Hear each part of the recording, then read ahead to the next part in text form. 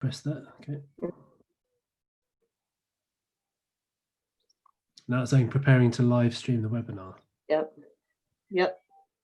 Okay.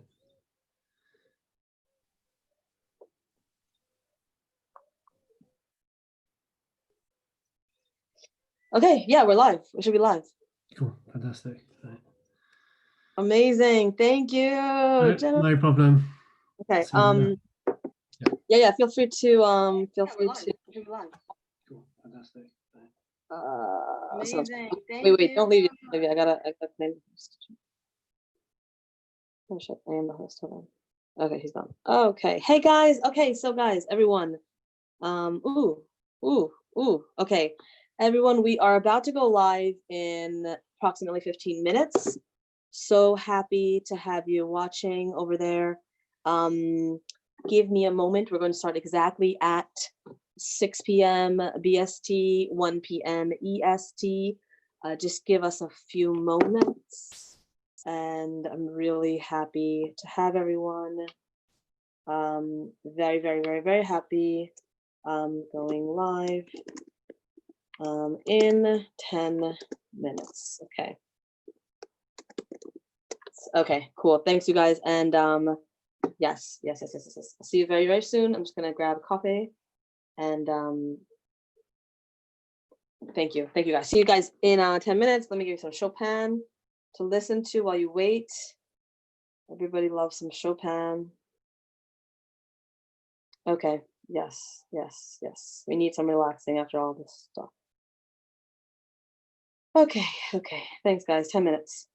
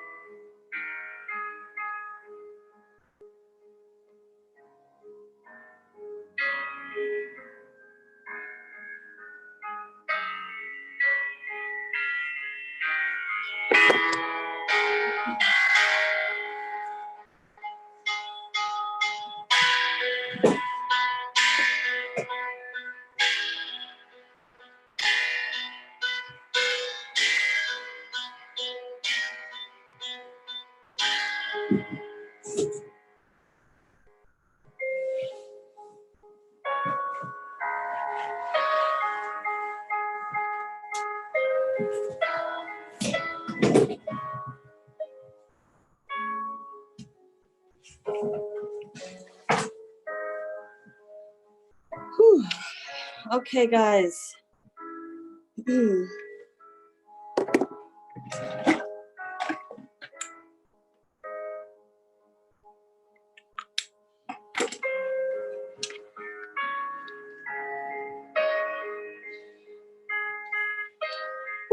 Okay. Hi guys, thank you for waiting, and you have just been listening to Rousseau at Rousseau, Rousseau on YouTube, a fantastic channel. with music. Thank you, Rousseau, for your rendition of Chopin Raindrop Prelude. Okay, guys. So sorry. So here we are. It is the 2nd of June. Okay, Tuesday, and I'm here with you, broadcasting, representing Digecon Live. Sorry, guys. I'm here with you representing Digecon Live, and I am so blessed to be leading this mission. But I'm also distressed to have to change the agenda of this broadcast because of the events ensuing in our nation of the United States of America. Now, to maintain the integrity of the show, of the mission of Give On Live, I'm going to just be addressing this for 15 minutes and continue to the show, Digicon, Give On Live production, entering the digital economy. But to maintain the integrity of my spirit, I will also be addressing the occurrences and the actions and things happening in the United States of America. I'm very happy to bring on anyone else who wants to go live in the next 15 minutes to also discuss this, okay?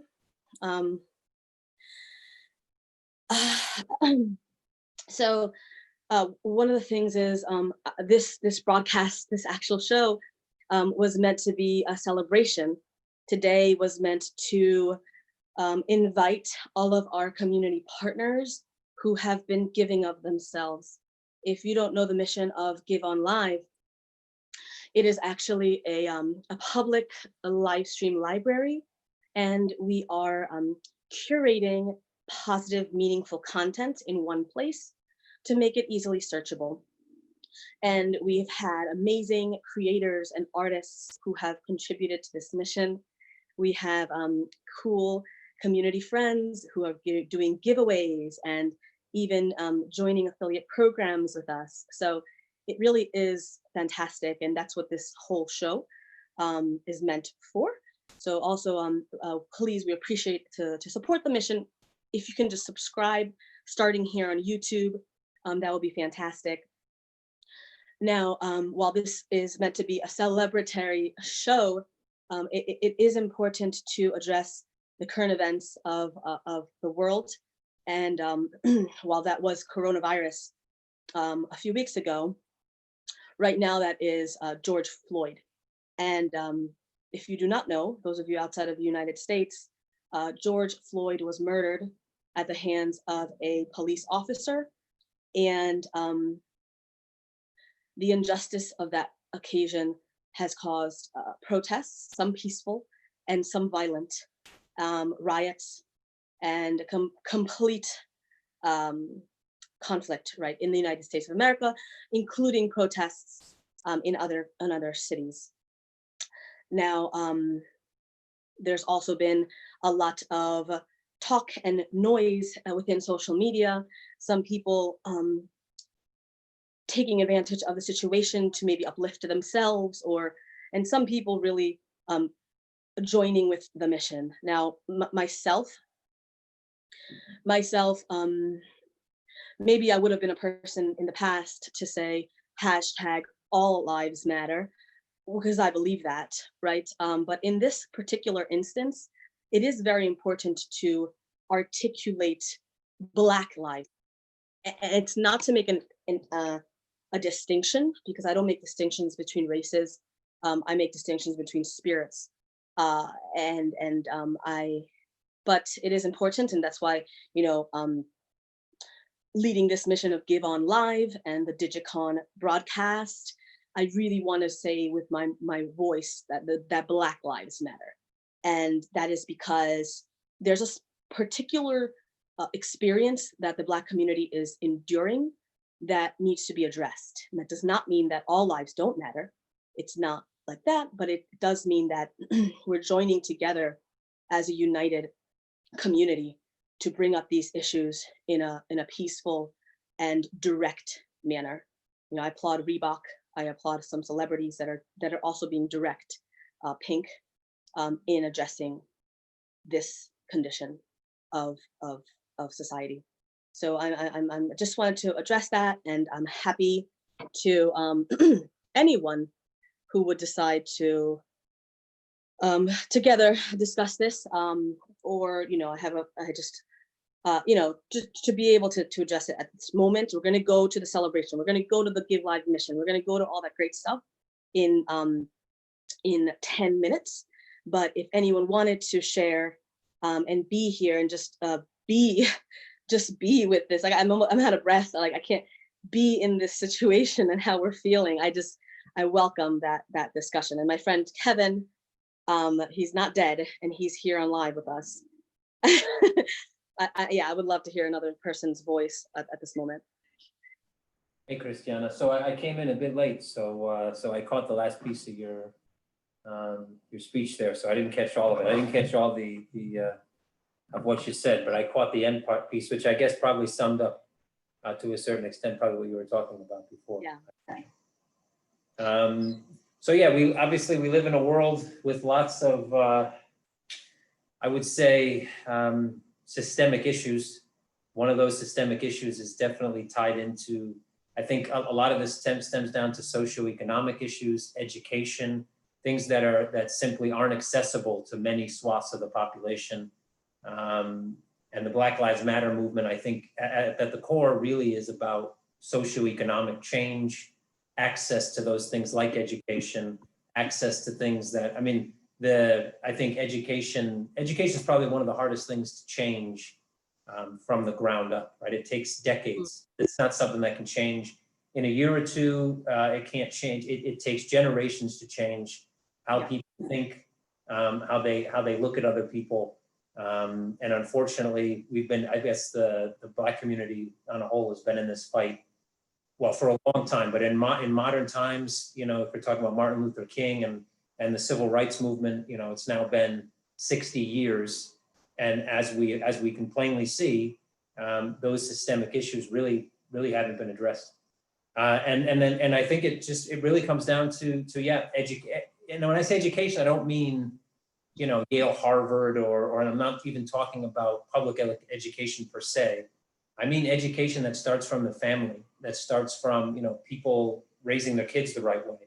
And telling their kids that, you know, everybody's equal from the start, that just because, you know, you're tall, short, fat, black, brown, whatever, doesn't make you a bad person. It doesn't make you a good person, right? We all start from zero, and it's really your deeds that kind of count toward who you are. And those issues, you know, persist. And obviously, you know, I haven't lived in the US for a long time, but first watching CNN for the last four years or so with Donald Trump has been kind of like watching I don't know, like a really bad written comedy.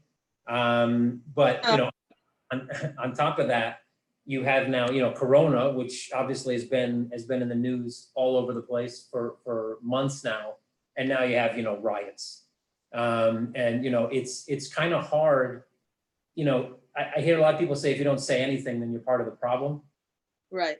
And I understand that from a high level, but from a granular level, sometimes, you know, when even there are people that may, you know, want to do something, you know, anybody can say something, right? It's easy to talk, right? I do a lot of talking in my life, and I would say it's not that difficult, you know, to start talking about something. It's generally pretty easy. But actually doing something can be that can be quite difficult, right? Depending on what you actually want to do. But, you know, when you turn on the news and you see people supposedly, you know, fighting for the good and fighting for a cause, and then, you know, they're looting Louis Vuitton stores. Right. Obviously, and you know, it's part of the media. The media is really good at always finding the worst. Because unfortunately, human beings will pay much more money and spend much more time looking at bad things than they will looking at good. If there was a story on the news about how, you know, some great thing that's, you know, I don't know, somebody saved a cat out of a tree, somebody saved an old woman from a fiery building, it gets 30 seconds of news coverage because people go, oh, and they're right back to what they were doing. Yeah, but when I want to ask I want to ask you, did Floyd send the vaccine for coronavirus from heaven? Because it seems like CNN miraculously there's no more coronavirus.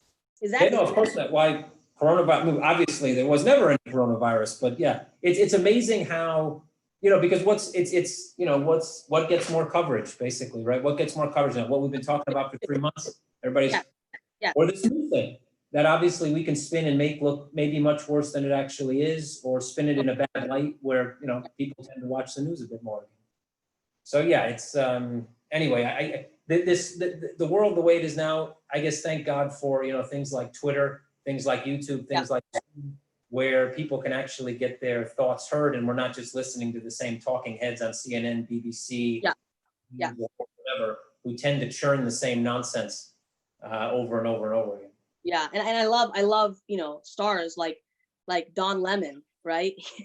Don Lemon's like, listen, I know you, and he's, you know, I know you've got to get to breaking news, but I need to say this for my community, and I need to speak the truth right now, and let me finish my thoughts, because you're gonna have news for the rest of eternity, your CNN, you know what I mean? So I love that, and I love his directness and his clarity. Cuomo, you know, there's some rising stars that are just saying it how it is and addressing it, and particularly my big gripe is with Nike, for example, with their cute ad, black and white, right? You never even said Black Lives Matter. You never said black anything. You just had a black screen.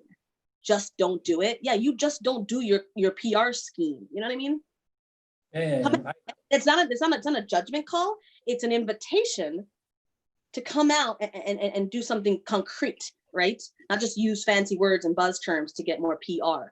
If you are a human being or a company that is getting value from the urban culture, getting value and having profits, cold hard cash, hopefully a little Bitcoin cash from this community, in my opinion, it's your speak out. Like you said, join or don't join, but don't be silent. Yeah, I think, you know, I think, you know, you see people when Black Lives Matter is mentioned, they say, you know, all lives matter. And I think, and obviously, yeah, all lives matter. I mean, I guess that's, but yes.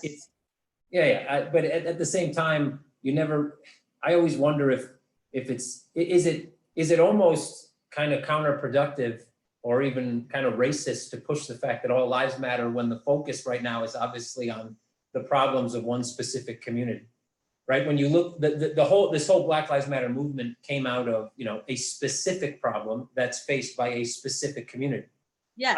I've seen, you know, now definitely, look, if you can find statistics that as far as, you know, people dying in police custody, all races die in police custody. Sure. They all do, whether you're Asian, white, black, whatever your race is, there are people that die in police custody. But when you look at unarmed individuals that die in police custody, it's by far, you know, vast majority are black. That's just a fact. And obviously there has to be a reason for that, right? And finding what that reason. So it seems, you know, it's a tough thing to, you know, I actually didn't watch the video. I mean, I've seen snippets, you know, clips of it because I've seen the news, but I didn't sit and watch through it in its entirety. I don't think you really have to kind of see what's going on. And yeah, it's shameful, but you know, there's so many shameful things that happen in this world. And obviously the family's seeking justice, and they should. You know, it's just a shame that around something like this, which is tragedy that should be kind of, I would say, embraced by people trying to help. It always ends up turning into just more tragedy. More tragedy, yeah. And this coming from two non-black people, the optics are clear. The optics are clear. Two non-black people, right? Yeah. I mean, I did grow up in an inner city, so at some point during almost all elementary school, I was the only white guy. I was the minority in my elementary and middle school class. And then come to high school, exactly the opposite. I moved into a new town where basically, I think there was one black guy in our school, and he read comic books and played the tuba. You know, he was down with everybody else in the And school. you're technically Mexican, right? Yeah, and I am, actually, I have my passport. Amazing, amazing. Yeah, amazing. Yeah, well, I made the move to Puerto Rico a few years back, and so I'm happy to say I'm Puerto Rican. My business is based there, and we actually will have a broadcast specifically addressing Puerto Rico, the Puerto Rican perspective. We're going to invite some government officials on that show, so stay tuned, you guys, for that. Now, I did promise to keep the integrity of the show, and that at the 15 mark, we're going to go back to Digicon, back to the mission, back to celebrating, and back to doing what we can do. So one of the things, Give On Live, please subscribe, please join this mission. Give On Live is the home of a live stream. It's basically what you would, a creators guild. Online creators, I believe, are the essential workers of the web. My brother is a construction worker. He gets out at 5 in the morning and goes out there, right? And I'm a creator, and I get up at 5 in the morning as well, and I get on here, right? Along with Kevin and along with amazing people that are part of this mission. We, Uber, if you're an Uber driver, if you're Airbnb host, you don't get, I haven't gotten a stimulus check, you don't get that. And then my business, didn't qualify either. So cool, you know what I mean? So what can we do to uplift each other? What can we do to collaborate? Because there's a lot of resources that we have. So that's the mission. And so I'm super blessed and honored to be leading this mission, and really humbled of the amounts of brilliant human beings, physicists and scientists and designers and artists that are coming together for this. So stay tuned for cool stuff. This broadcast in particular, this is around, I think, our 10th broadcast. Kevin has been part of maybe 50% of our broadcasts. So I'm so thankful to you, Kevin. Let's see who else is here. Oh my goodness, Miko is here too. He also is Core Foundation. So happy to have him part of this mission. And yeah, so just to give you an agenda for the rest of this broadcast, the first hour until around 2:15, we are going to be discussing the Give On Live mission, and in particular context, the Digicon mission. So Digicon, the point of this original production is to usher people into the digital economy. What does that look like, and how can we help each other, and how can we sustain this kind of existence that means cash, whether it's digital cash or it's fiat, not the car, but I would love a fiat, please sponsor the show, or or just, cash money, you know what I'm talking about. We want to be able to uplift this community. So that being said, until 2:15, we're going to be inviting all of our community friends and partners to share a little bit about what they're doing, what the digital economy means to them, and how their companies or themselves as individuals are contributing to this mission. One of our stars is Miko. I'm so excited. At Miko Cryptos, please subscribe on YouTube and on Twitter. He's a fantastic human being. And Miko, welcome. Oh yeah, hey, nice to see you. Yeah. Yeah, it just was so we just kind of, you just missed our conversation on Black Lives Matter, on justice for George Floyd, and I believe you're in California, so Yeah.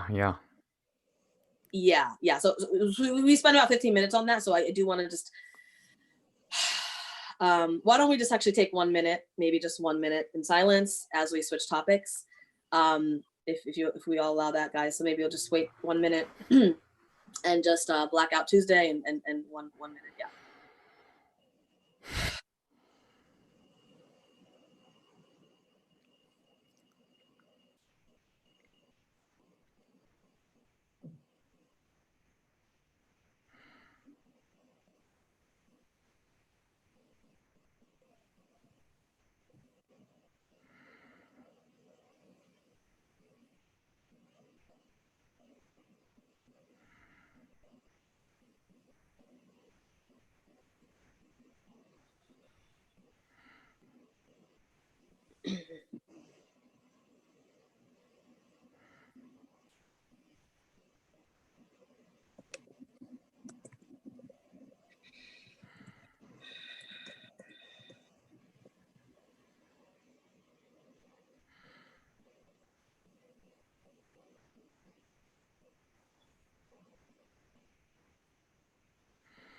Wow, a minute is a long time. Thank you for your patience. I gotta meditate more because that's hard. But thank you guys. Yeah, I mean, whoever wants to take the mic first, this is we're celebrating Digicon. We're actually announcing that we're gonna have a 24-hour live stream festival on 7/24, 24/7. And the reason that's able to happen is because of our friends and our community around the world. So yeah, Kevin or Miko, I don't know who wants to go first about just sharing what you're up to, how your perspectives on the digital economy, what the future of work looks like, and how you're contributing. Miko, up to you, Miko. You want to take the lead? Yeah, or- sure. I mean, I'm happy to take a start. I mean, the thing that I think is really important for us to do is, not to just kind of like go about our business, So I think that, in light of what's happening in our society, I think it's just important for us to speak out. It's important for us to kind of recognize what's happening. I think what I'd like to do is kind of contextualize some of the work that we're doing in the context of this, which is that, I think that one of the things that we begin to sort of understand. So, first of all, like one of the things that I'm working on is Evercoin, which is a mobile Bitcoin cryptographic wallet and exchange. It enables quite a lot of privacy, self-sovereignty, and it enables people to be sort of maximally secure in how they self-custody these cryptographic assets. So, from our perspective, during this kind of difficult time and struggle, the thing that I think is important to understand is that there are kind of alternatives. There are mechanisms for sort of voting with your feet for different kinds of alternative futures. And I think one of the futures that I think is meaningful to talk about is really the future for open source financial infrastructure. So in a way, one of the things that people are currently struggling with is kind of our system as a whole. Things like how does our governmental system tie to the kind of economic system, and how does the economic system tie into the political system, right? And how does the political system tie into the governance system? So like when we look at all these interlocking systems, one of the things that is causing people pretty grave concern is the intersection between the economic system, economic injustice, and then the political system, right? So tying economic system into the political system so that, things like Citizens United, where you have the ability for, economic interest to start to play in political interest, right? And then all of a sudden, then what happens is that you see potentially an unfair perpetuation of existing injustices, in our governance and legislative system, right? So, I feel like, I want to contextualize some of the broader work in the context of open source, which is essentially a consent-based, transparent movement to sort of publish and share information freely. And open source software is really kind of a nerds and a hackers movement, but I do believe that it has sort of a potentially strong positive effect on our society. Obviously, it has positive commercial effects as well as positive social effects because it's 100% driven by consent, right? So, developers consent to freely give away their time. So in a sense, like all of open source software is almost like a nonprofit, and it's a nonprofit that's provably creating social benefit, right? It's provably creating social benefit because so many of the technology tools that we use today, they're not maybe 100% pure open source, but like just about every technology tool that we touch today has some open source software contributing to its value. So I just wanted to put that in place as kind of a framing because, I do believe that, it isn't appropriate for people in this climate to just kind of go about their business, to just kind of not acknowledge that there's a larger social issue happening, and that we really need to kind of be cognizant of the social issues, the social injustices, and also the connections between economic systems, and really political systems and systems of governance. So, I think when we interconnect these ideas, then it becomes, I think, really important.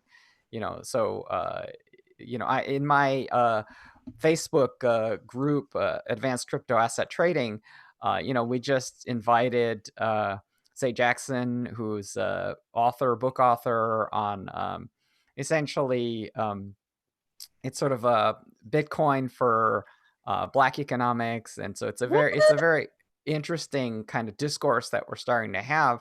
We're Cool. really starting to understand how open source cryptographic assets can contribute to kind of economic self-sovereignty and can contribute to sort of positive social change. So I think that's the context that I want to sort of describe what we're doing at Evercoin, which is really just a simple wallet and an exchange product. And obviously it's open and usable by anyone. It's obviously not Yeah. doesn't have any necessarily political bias. It's really just a product that's trying to help help individual people achieve their economic freedom and security. Amazing. Amazing. Yeah, no, I love that. I love that. And I love how you mentioned open source. So on the backside of things with Give On Live, we're actually building a framework where the storage of this resource of who's live, when they're live, where they're live, what their social media tags are, that is going to be distributed. And Wikipedia, for example, the light could turn off. It's centralized. And for this, I said, you know what? I don't know what's going to happen in my life. You know what I mean? So I can't be the one who holds this key. It's not my key to hold. It's actually everyone's creative prowess and their energy. Who are we to control that? So we're building an architecture where that resource is distributed, and even the structure and design of that open platform is going to be open source. So if you have a community and you want to, enhance dog lovers and know when people are taking their dogs out to walks and where the parks are, and I have this friend who I love his Instagram, Ben's, right, at Ben's. I love his Instagram because he's always hugging big fluffy dogs. He's amazing, and that brights up my life. You know what I mean? Along with like all these other cool people.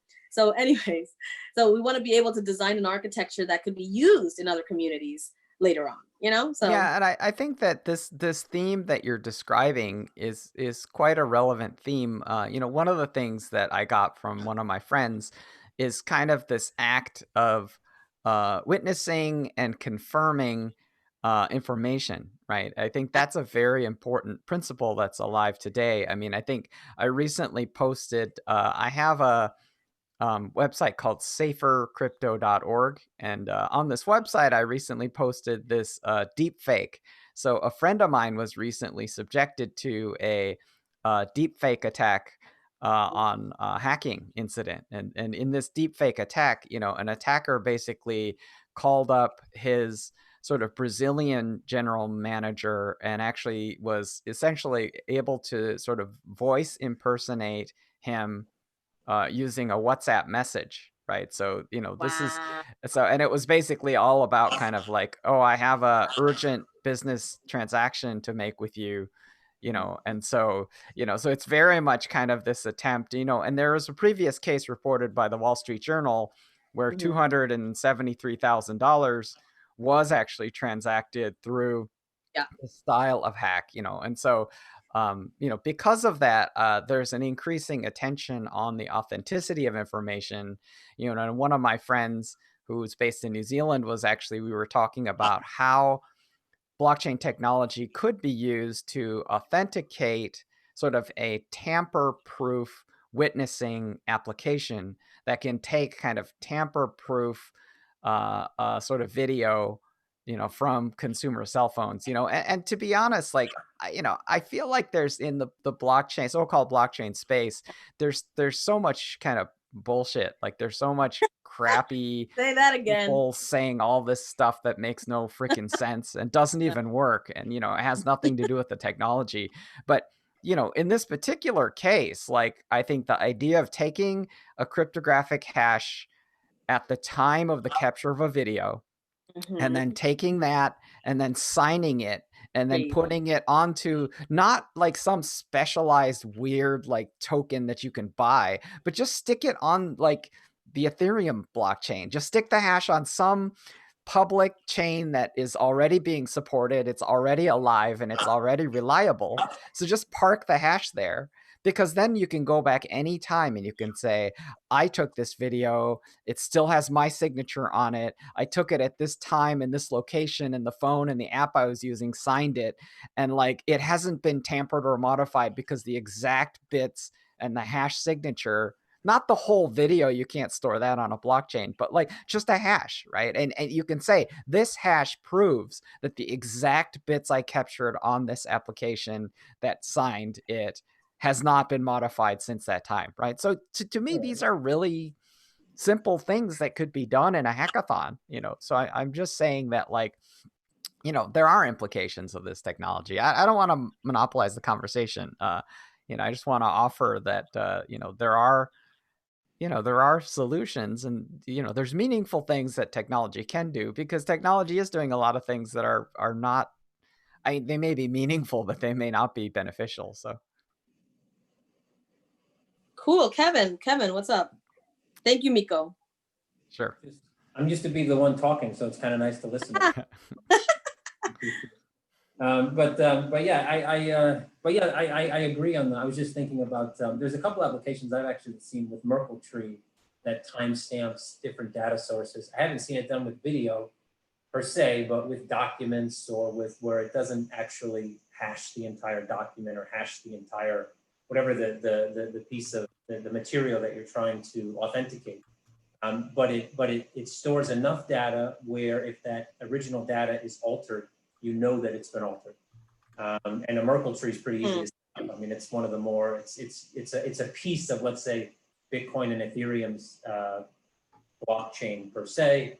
But Merkle trees are rather simple to set up and inexpensive if set up correctly. So, but anyway, I'll get back on the topic. So I'm not a politician, and I don't think I'll ever be one. Cross my fingers. But you never know. So obviously, when I think about, Miko mentioned open source software, and it just made me think about, like open source money. So, I've heard a lot of people on TV and things over the last couple of weeks, especially in the US with the riots and everything else and everything that's happening there. Then even when it comes to Corona and how Corona is being dealt with around the world, you hear a lot of people talk about, vote them out.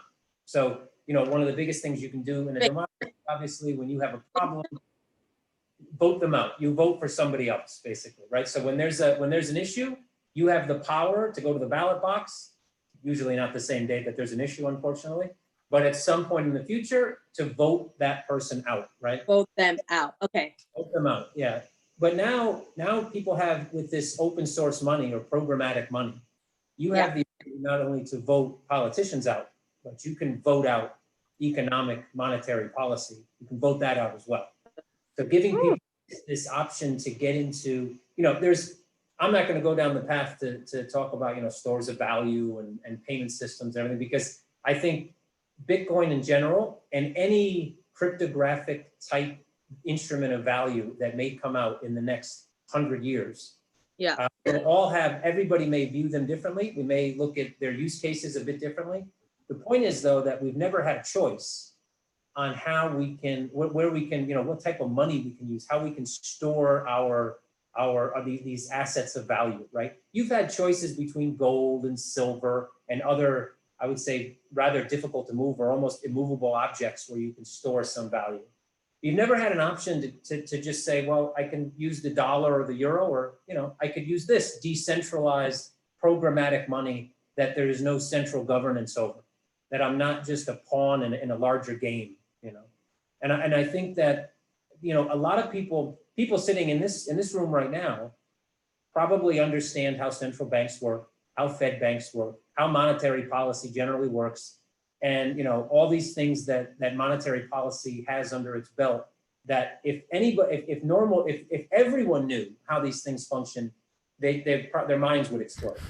They couldn't conceptualize the fact that the bank can take your money and loan out 100 times what you give them, on high interest loans, and then pay you 0.25%. Thank you very much. So I think if people understood that, and they're starting to understand that. Why? Because all this social unrest, COVID, not to mention the riots and George Floyd and all these things, which are just kind of other things are bubbling over. But when you talk about even just COVID, the fact that world powers have basically been brought to their knees in 2 months. Literally, economic powers that took generations upon generations upon generations to build have been brought to their knees in 2 months. It shows the fragility of the economic systems around the world. And I think people that never really cared too much about wondering about, let's say, what they could be doing with their money, where they might, are now doing Google searches. They're trying to figure it out. They're spending stimulus checks on Bitcoin. They're doing things that they probably never would have done if it wasn't for this. And like I agree, talking about business and making money and what I do and how all my stuff is cool and innovative. It's not really the right time to do that, considering all kind of the pain and hardship that's going around in the world.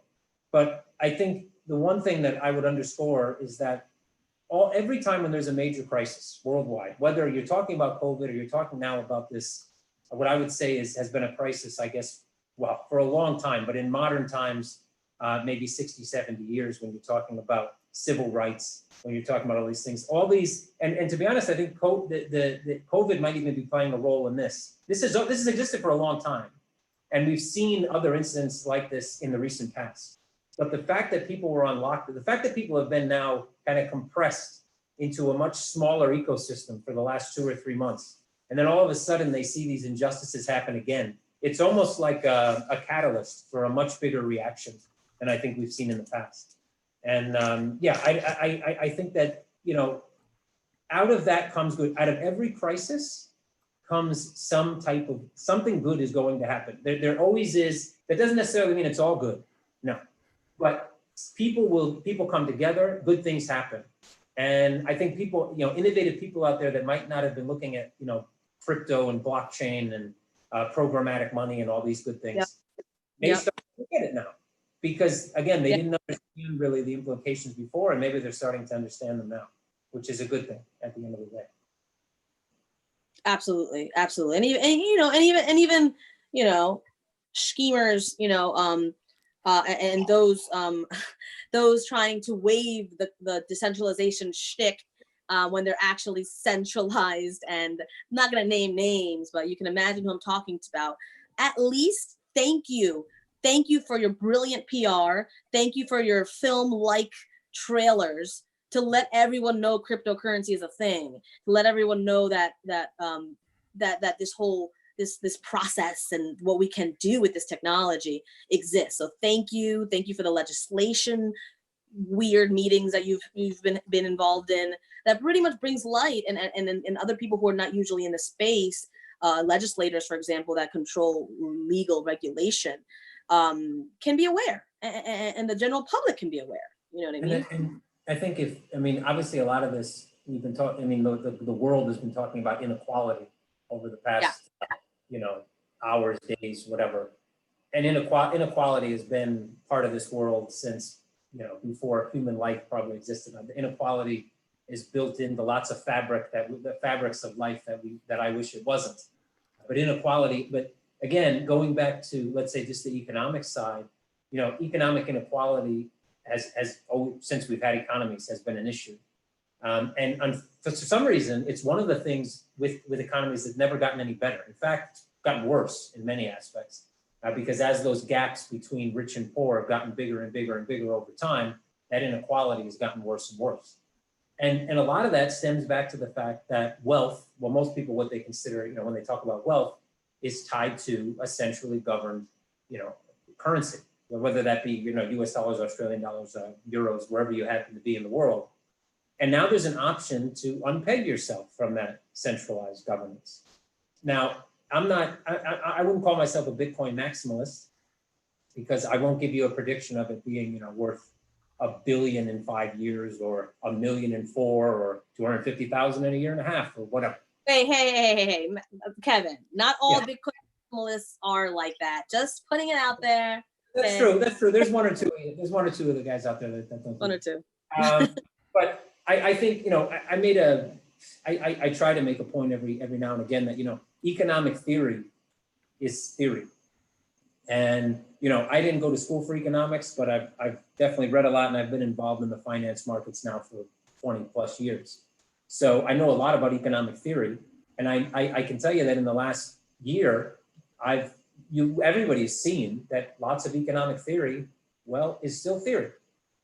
Because we've seen many catalysts that have happened, especially over the past few months, and I made this comment, I think, on one of the last shows I was on here, Christiana, which is basically, if you would have lined up 10 Bitcoin max, not the crazy maximum, just the guys that really like Bitcoin, 10 people that really like Bitcoin, right? Guys and gals, and said, look, what if in 3 or 4 months from now, we have a situation where there's 40 million people unemployed in the US. There's, massive unemployment across the globe. There's massive amounts of, inflationary pressure starting to happen on the major global currencies. You have a situation where economies are locked down. Commercial real estate looks like for the next 10 years is not going to be a thing anymore. And you just lined up all the things that have happened in the last, 2 months and said, what will the Bitcoin price be? And the guys that study economics would say, taking into all account deflationary and blah, blah, blah, blah, blah, blah, blah, they come out with everybody would have pinned it higher than it is now, I guarantee. Not one person on those 10 would have said, $9,800 US, give or take.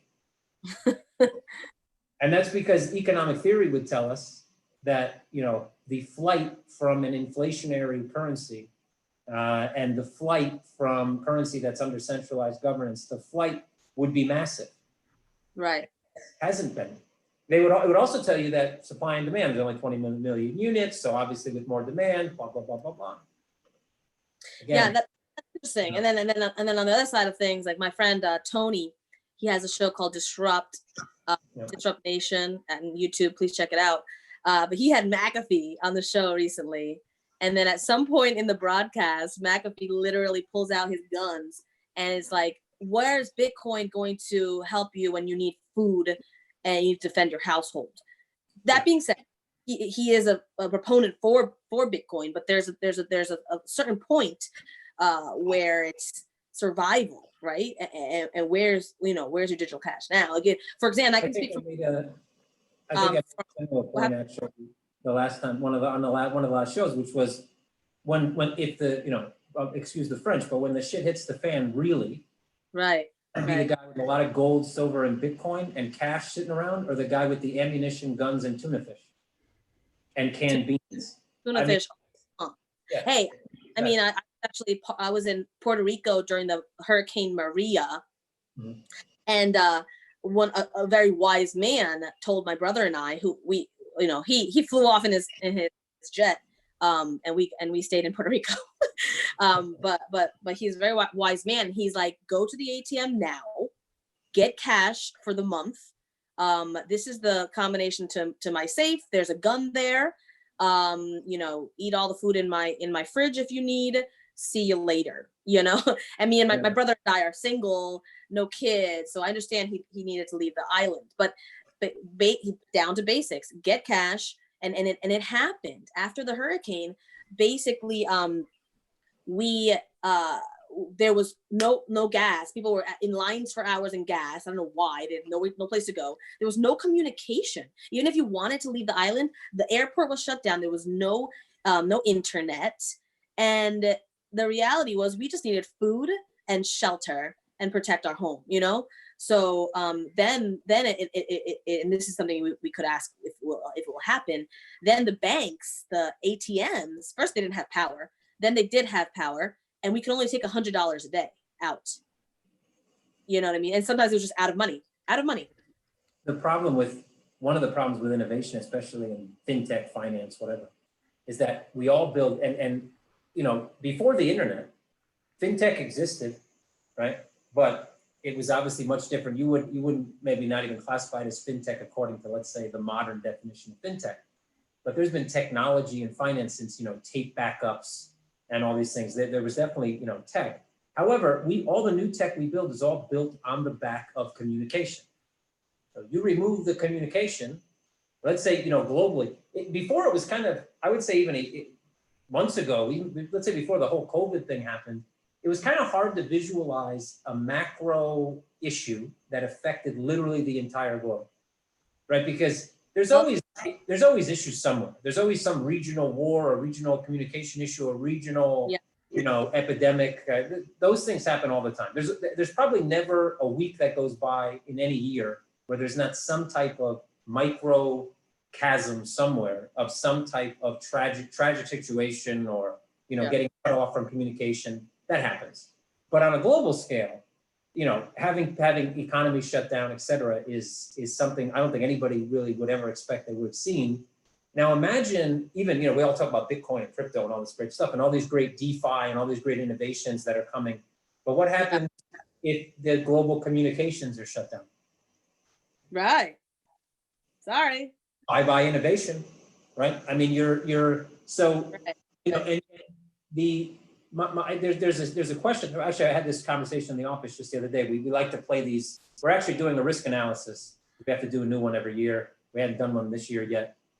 So we started to do a risk analysis, and we play this game where we get really ridiculous with the risk analysis. So normal risk analysis, you have your delivery channels, your customer facing, risks, all these things. You go down the level. There's like 4 or 5 different classifications for risk. If anybody's ever been in risk or is a risk manager, I feel sorry for you, because it's got to be a pretty boring job. But I guess it depends where you work. But it's, you go down, you fill out all these little boxes about what could potentially happen. How do you mitigate that risk? And then we get real granular after we've been doing this for 5 hours. It's like 1 a.m. and you're still trying to get this risk matrix done, and say, okay, let's get real granular. What happens if? And so, you have a decentralized network like Bitcoin. Obviously, all those nodes connected to the internet, because that's how they communicate. And what happens if there's some type of, the entire internet communications work globally, down. So no node can communicate with each other. They all still have the same copy of that same database. Those nodes are holding the same information. But now what happens if there's some type of, again, this is crazy speaking, but just to see where we go on these things. You have like some type of EMP, like a global EMP, right? Wipes out 70% of those computers. Then when they boot back online, they have different information. What happens to consensus? Yeah, I mean, this is stuff that is pretty well characterized and well known, right? I mean, the thing that is meaningful about this is that this is not that. When you look at Bitcoin, it's about 11 years old, and the thing that's important to understand about it is that it's an open source financial infrastructure that's based on a database replication protocol, right? And prior to that, there's been plenty of database replication protocols, right? So the scenario that you're describing is, effectively a network split brain scenario, and yeah, it's a pretty extreme one, to be honest. I would say this is, and I kind of want to also just kind of take a step too, right? Which is, obviously we're looking at open source technology, open source financial infrastructure, that's kind of our topic, and the things that we really focus on on a day-to-day basis. I think what you're describing is kind of an optimization for different scales of catastrophe or different kinds of environments, right? So I do, I agree with you. You can't eat Bitcoins, you can't eat gold, you can't even eat a firearm, right? So you can't, so the point is that the question becomes like, what scenarios are you optimizing for? And so the point being that,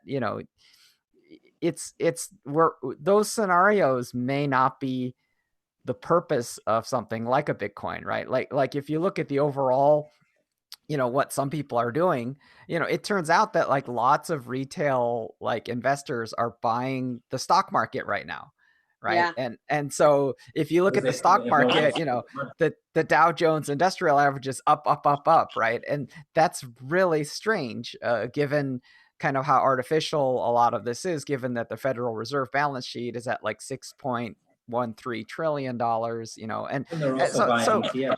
So what I just want to do is I want to make sure that, you know, we kind of look at this in the biggest possible context, and that we don't necessarily tunnel too much, right? Because, you know, to me, like, you know, Bitcoin is sort of an obscure niche phenomenon that's pretty meaningful to a small number of people at the moment, you know. And the thing Right. that I think is interesting about it is really, to me, the potential, and the potential for people to kind of realize that it is there's a saying called TINA, right? Which is this economy has been described as the TINA economy. Wait, can you repeat that? It's called TINA, TINA, right? And TINA stands for there is no alternative, right? And so people are like, oh, why are you investing in stocks, right? And the reason why TINA happened is because banks are not able to produce interest. So, like, you know, as soon as banks go towards negative interest rate, then what happens is if you have money sitting in a bank,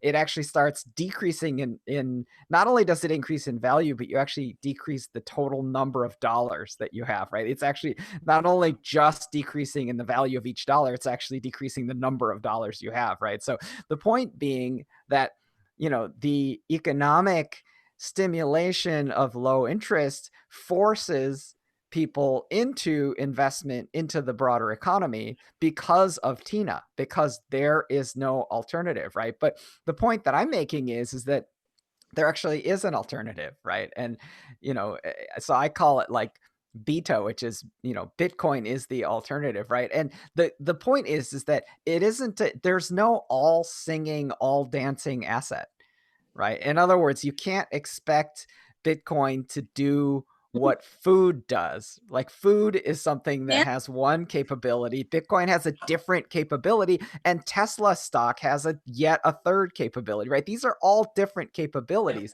The question that people should be asking is they should be asking, does this asset have a potentially meaningful place in a diversified portfolio, given the scale of uncertainty that we're in, right? Because I think a lot of people right now are putting all of their eggs in one basket. And I think that given the uncertainty, that's really dangerous. And I say it's dangerous, you know, especially if you're putting them all in the Bitcoin basket. Like, if you put everything you have into Bitcoin, you're really committing it's just wrong. Like, you just should not be doing that, right? Because it's based wrong, but it's not wise. It's not wise. Okay. Yeah. I mean, it makes no sense unless you're really desperately trying to lose everything, right? More, I mean, the argument obviously wasn't supposed to be taken so literally, but the argument is to say that there's a sect of people that kind of promote cryptocurrency as, you know, if the world comes to an end, you want to have your assets in this basket because somehow it's going to protect you better or whatever, protect your wealth better or keep you alive almost, versus having your assets in some other basket. And, you know, the thing is that if that were to happen, which, you know, even given the climate we're currently sitting in, the probability that something like that actually happens is still quite low. So, you know, I wouldn't expect, you know, mass Armageddon to happen, even though, you know, Corona and everything else aside, I don't see that happening in the near or short term. So it's just to say that, you know, when you're talking about investing, definitely is something that more people need to be educated about. And having a diverse portfolio is definitely part of that education. But, you know, it's investing. It's about preserving wealth and creating wealth. And it has nothing to do with, you know, the Armageddon situation, which is how some people actually promote certain types of investments, as in, you know, gold. And, you know, when the dollar goes to zero, somehow it's going to be good to be in gold or Bitcoin. The day the dollar goes to zero is going to be a really bad day. And absolutely. That's not a scenario range. That's not a range of scenarios where it's going to help you to be having Bitcoins. Yeah, exactly. That was kind of my point. No, I mean, it's certainly a legitimate point. I think, you know, tunneling up to the kind of highest possible level of this thing, you know, the thing that I think is really key to touch on, you know, is not that there's no governance structure in Bitcoin. It's rather that the governance structure is established through open source, which is really a consent-based it's construct, right? So and it has the property of kind of general fixity, in the sense that what happens is that software developers kind of put the rules into software, and that people consent to follow those rules. Now, the thing that I think, I saw a really important video by Trevor Noah about the kind of economic injustice and the response to the economic injustice, which is about the social contract, right? So the social contract, so the question is, people are like, well, why are people looting Target? Like, it doesn't help them to loot Target. It's actually destructive and bad, right? And Trevor Noah's point is that's not the right question, right? Trevor Noah's point was basically,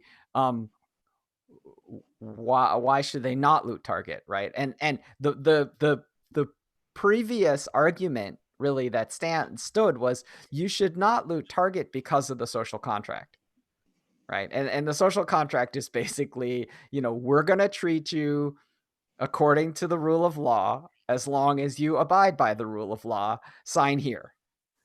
Yeah. Right. And so Trevor Noah's point is that, like, if someone decides that they want to kind of,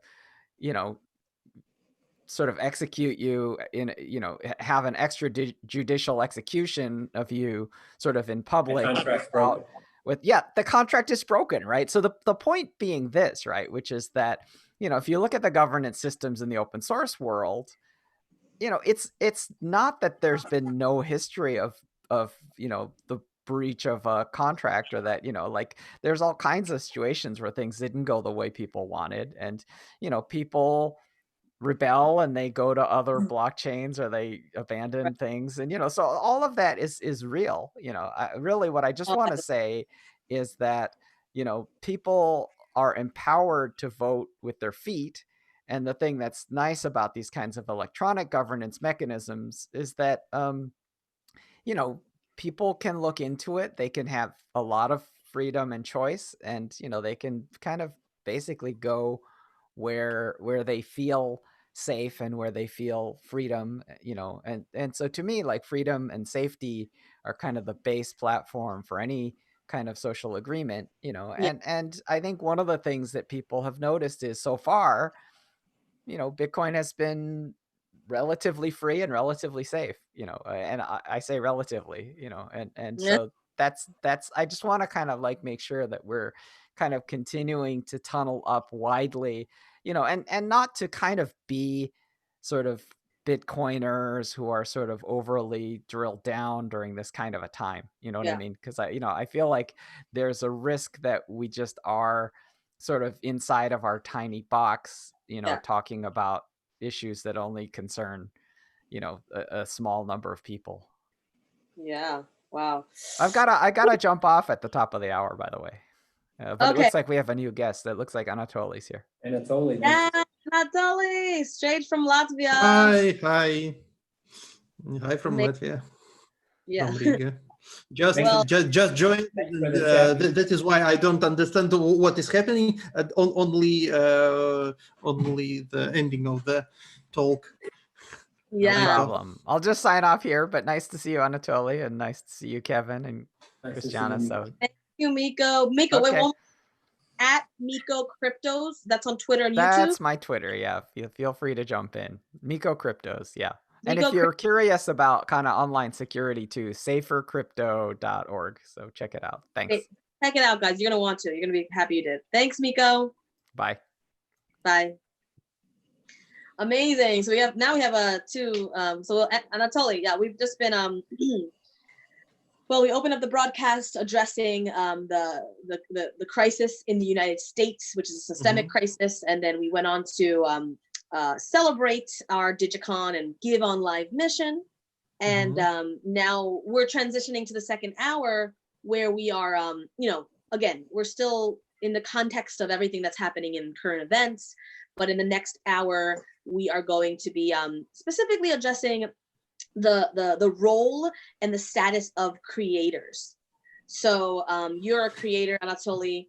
And I'd love to see again some of your illustrations if you want to share with us again today. But Digecon, the production of Digecon, which is this live broadcast that you guys are all watching, please subscribe to the YouTube. Please keep watching us and let us know your feedback. We want to be able to give you the content that you need and desire. And so, but the next hour, so we want to talk about what is the role of the creator, the online worker, the essential workers of the web, so to speak, and what is their current dilemma? How, as creators ourselves, how can we collaborate and help each other in this trying time?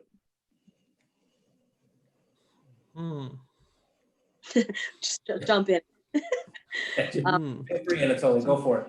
Yes, it's a good question, because firstly I want to say thank you for the invitation to the Give Live platform and your inspiration, because I didn't thought that I will revive my drawings. So I've used my iPad only to create technical diagrams, but I know that the Kevin was one of the fans of my technical diagrams. Everybody I meet, I talk about Anatoly's drawings.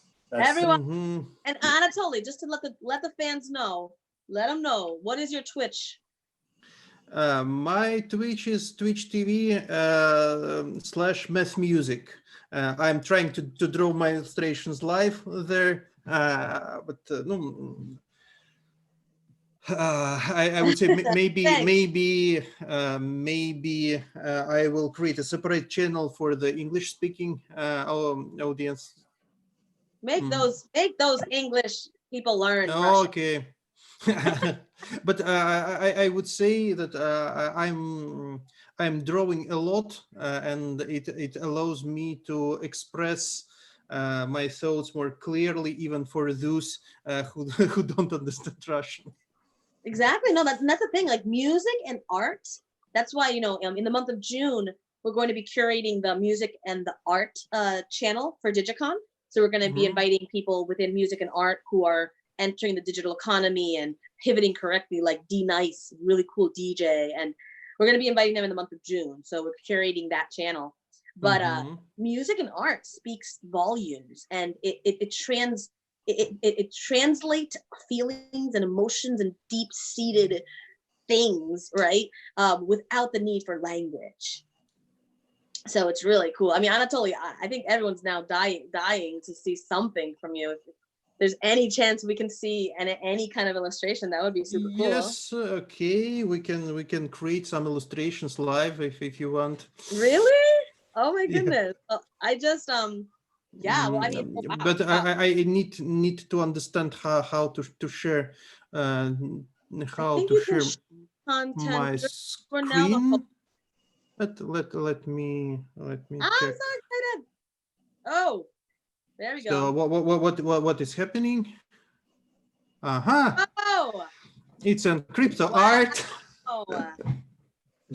So and we can rotate it, and we can draw some interesting things. For example, I can take a light pencil and create something like a hypercube here somewhere. For example, here.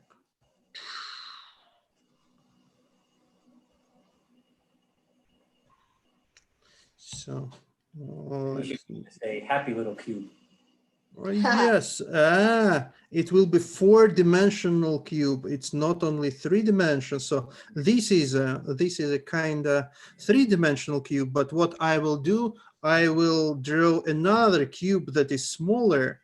Like in, for example, this smaller cube that is kind of inside, but it is not inside. It is not inside. It is in 4th dimension, and I will join this cube together. like this, because if you will try to understand this picture, we can understand this via analogy. For example, when you create one dot, it's a zero-dimensional thing. And then you can spread it into one dimension. So let me select this color. So, and here will be two different things. Then I can add another dimension. Cool. And here it will be, it is already created something, and this will be a new dimension. So let me select, it's a new dimension. When we have this figure, then we can create third dimension, and the third dimension will be somewhere here.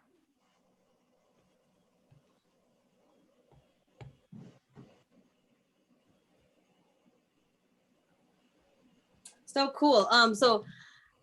That's cool. Yeah, keep going. Okay. Keep going. I just wanted to Yeah. as you keep drawing,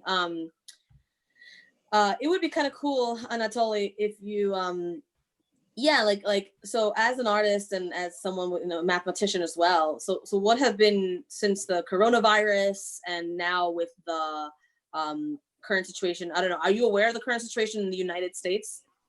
Yes, I know all this situation around around that situation with the police, with the Minneapolis, and so on, and together with coronavirus, especially after coronavirus, so I understand that people kind of angry for any reason. They're nervous, and it looks like that it is one of the way how to express their angriness about everything. they just found the reason, not the reason. They found why can they express it, but I believe that it was something that set inside everybody, especially after this situation with the coronavirus. Yeah, that's interesting. Yeah, it seems like kind of like what Trump released in humans after being elected and made okay. It seems like coronavirus made okay, behaviors of germaphobes and people who like to stay home, myself included, an introvert, right? And it also made, and then now all of a sudden, finally people are reacting and saying, no, it's not okay. What happened with George Floyd is not okay, and we're going to react. And unfortunately, the violence is occurring, but the reaction is real, and it needs to be spoken and said. So interesting. But what's this we have here now on the screen? It's a kind of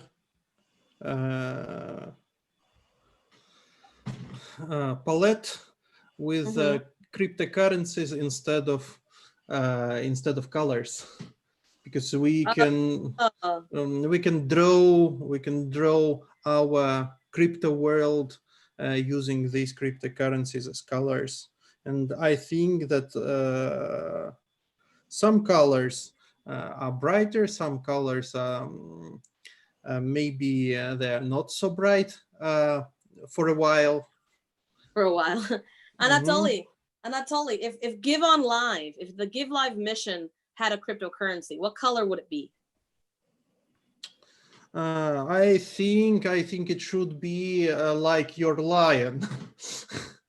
It should be a lot, some kind of like multicolor. Yes, it should be multicolor with this.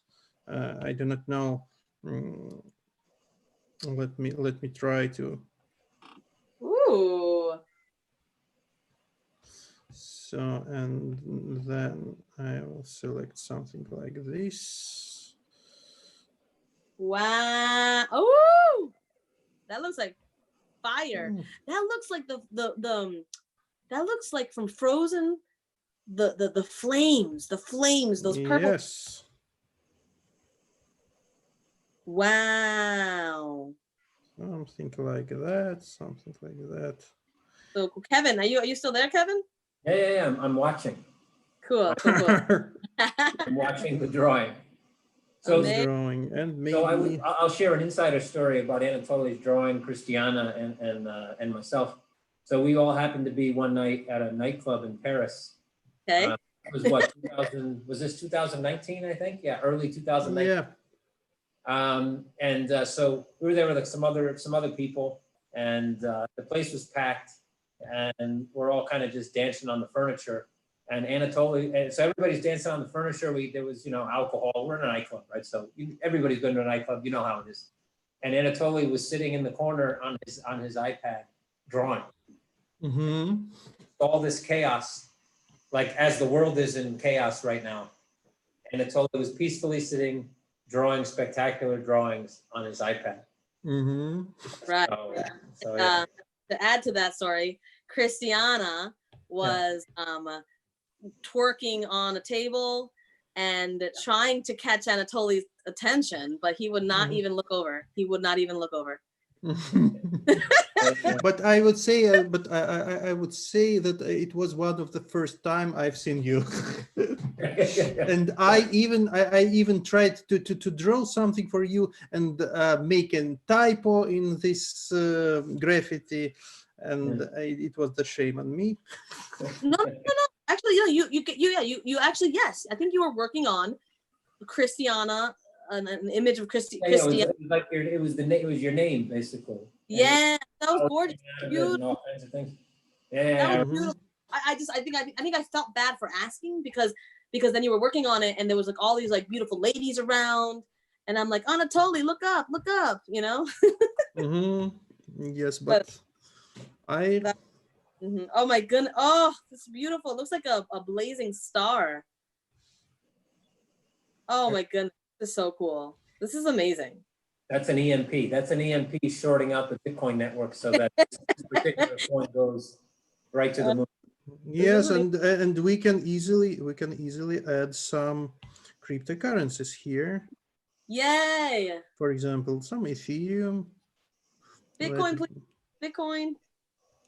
Okay, let Bitcoin will be somewhere here, and I tend to draw Bitcoin always orange or the gold. Yeah. Have you ever drawn Cardano? Yes. Cardano itself, it is already here. It's a Cardano.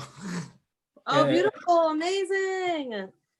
Oh, Anatoly, we actually have a new design launching soon, and we have this actually like a little E. So the Digecon, the Digicon of the E of Digicon is actually a little e-money talking about the digital economy. I just sent you I don't know if it's going to become a cryptocurrency, but I hope it's the currency of love and that we all get paid through the currency of love, So cool. Wow. So money can't buy love, but love can get you some money, I guess. Pretty good. Exactly. And we're giving love a lot, guys. Giving love. And the question, what will happen, for example, with this money? So we have another. Ooh, what's that? What's that? Is that the show? Is that the yen? Nope. Hey, have you guys heard the news about Japan being I think it was an article saying Japan is being more favorable to Bitcoin now than Ripple previously. I heard that, no. Yeah. Japan is super interesting. They have they're a majority cash system. Man, I wish Stefan was here, but majority cash system, but they're oh, that one is cool. Super Mario coin. Mario. Dun, dun, dun. Wait, what's the dun, dun, dun, dun, dun. What's the thing? And yeah, no, it's not it either. Shit. Like the, hold on. Jesus. I'm like starting to think of Duck Hunt. Dun, dun, dun, dun, dun. Oh. No. And what is it? The Super Mario song. Super Mario. No, no, Oh, no. it's Monero. We know this is Monero. We know- Yeah, it's a Mario. It's a fluffy pony coin. Hey, maybe the next broadcast will have vocal artists, and we'll come up with a jingle for Give On Live. We want to have a voice logo. I don't know if you guys know, he talks about this cool concept of like, I think he does this like clicking thing every time before all of his we want to audio open up our show. have something near me. Okay. Yes, I do not know whether it works and how it will how it will let me. He pulls a piano out of his pocket. Are you kidding? Maya Bratan. Mm-hmm. Something like that. And ooh, wow, this is taking a turn I never expected. I love it. Hey, I don't have anything interesting to pull out on the right side of my screen. Woo! Come on.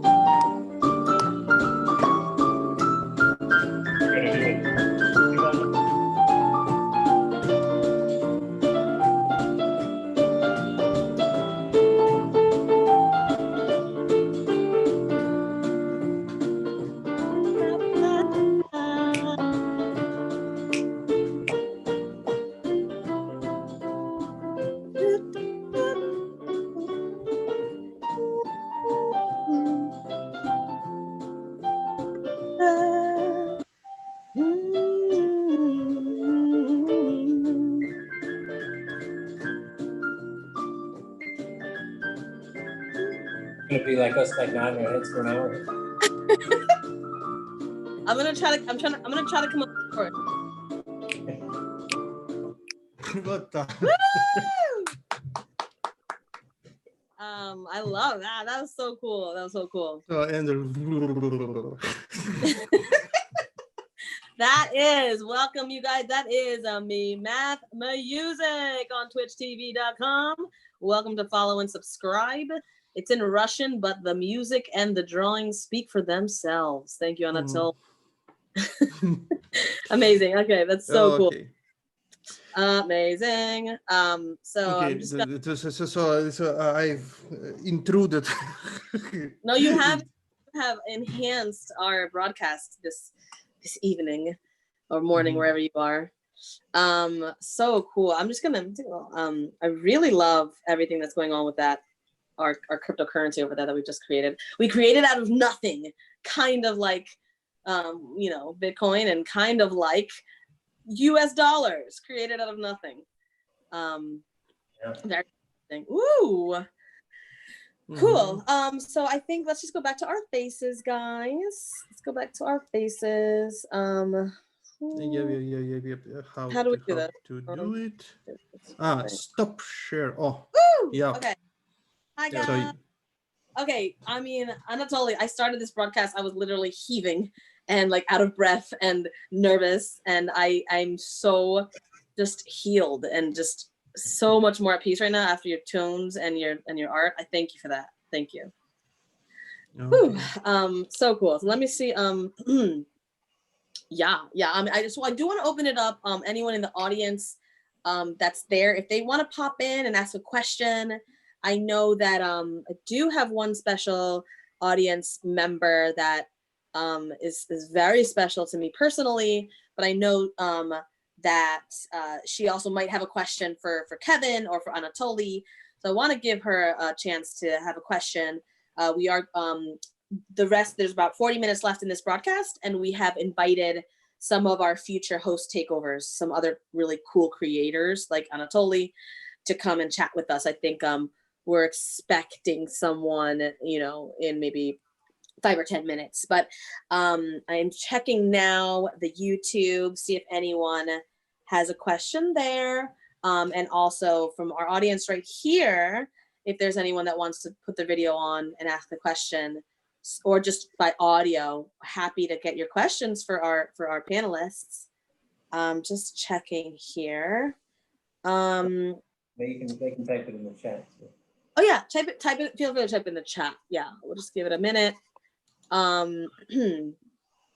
Okay, I've got a question here. And I think both of you, Kevin and Anatoly, you're in Europe. So what the coronavirus pandemic and this current crisis, what is the effect within Europe, specifically for Europe context? Right, well, both, I think Anatoly and I are about, I don't know, 180 kilometers from one another, 200, no, some maybe 300 kilometers, I think, from one another right now. So we're both in the kind of Baltic region of Eastern Europe. So I don't know, I guess Anatoly will speak about Latvia specifically. In Estonia, Corona throughout its entirety was, the Estonians are social distancers by default. I mean, that's kind of in their blood already. So I think the 2 meter rule kind of made everybody get a bit closer rather than farther away. So that I didn't, to be honest, for myself, you're looking behind this is my office. My office is connected to my house. I was in the office every day. Didn't stop coming to the office because my commute is about 10 centimeters from my kitchen into the one of the doors in the office. So for me, everything stayed pretty much the same. Business as usual, literally speaking. I usually don't leave the house but once a week anyway. So it didn't change much in my own routine. As far as the country, obviously when on lockdown, most of the things were closed, supermarkets were open, things like that. Generally speaking, about 3 weeks ago or so, things started to open up a bit. And 2 weeks ago, a bit more. Last week, a bit more. And now they've even opened up the borders, initially opening up borders between Latvia, Lithuania, and what's the Latvia, Lithuania, and I think that I forget actually, at least initially. I think May 15th. And then now on June 1st, opening up borders to all the EU and the UK, as long as there's less than 15 incidents of corona per 100,000 residents. They've opened up without quarantine the entire EU and the UK. So I would say without quarantine, the entire EU. Wow. Since what they only if the incidence of infections is less than 15 per 100,000. So for instance, UK it's at like 55. So they obviously would have to quarantine if they came here, but the border would be open to them. So I would say here, I think it was, there wasn't, in terms of percentage wise, it was on the low end, though in terms of numbers, it was definitely low, but Estonia is a small country. So 1.3, 1.4 million people. But in terms of percentage, it was still on the low end of Europe. So, I can't really say that it was because they did a great job. They pretty much did what everybody else did. Simply that, you don't have the same amount of people traveling through Estonia than you do traveling through, Paris or France or the UK or Germany, for example. So it's just that we had less exposure. So it was a bit easier for us, I think, to adopt and get things done. And again, people here are generally social distancers, from birth. That's hilarious. That's take home. But I can compare. I can compare Latvia and Lithuania because just before the quarantine, my mother moved to Lithuania to sit with my nephews, and when quarantine was on, she stuck there, and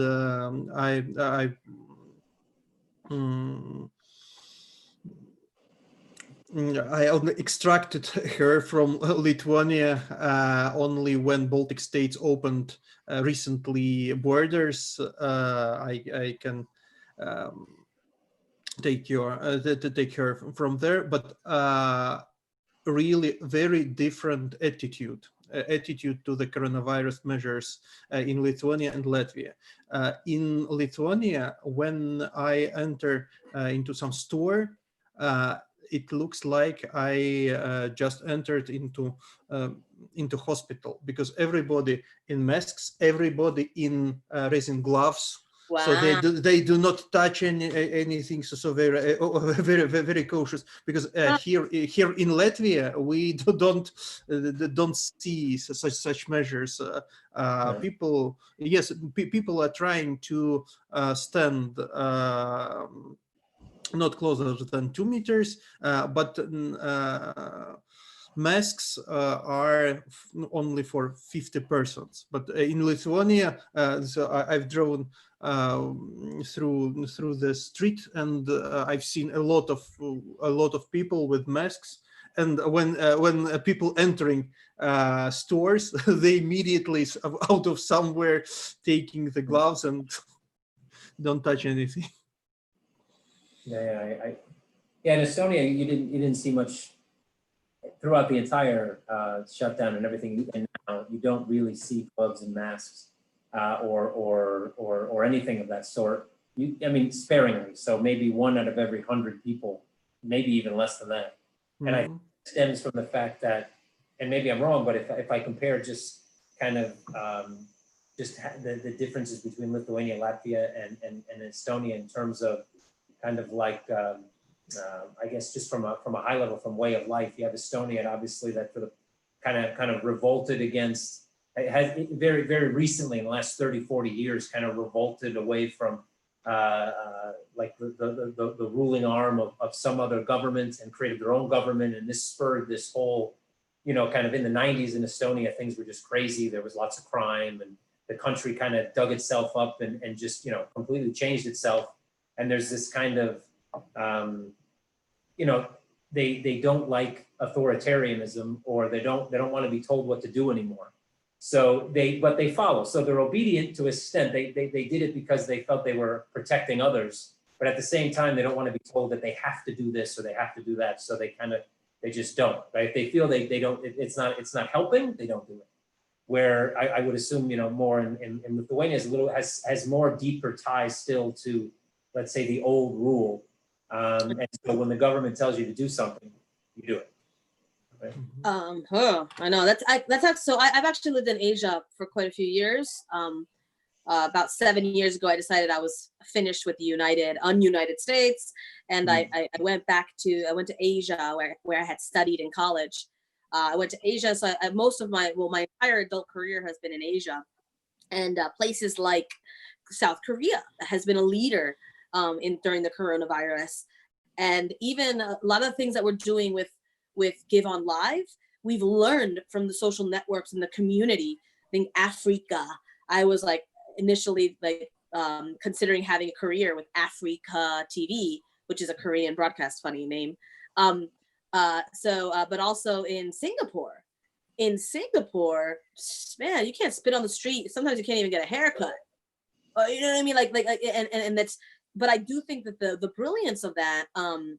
I don't know, saw the details, but I did read a book about Singapore as an immigrant city and how ingrained within the infrastructure of the city and building the city, it honored and it encouraged personal identity. And in many ways, I reject this racial culture. That's why initially I was. Yeah, anyways, I reject the kind of this labeling or boxing in. I believe we're all living in an experience. I happen to be, the Ferrari because I'm Latina.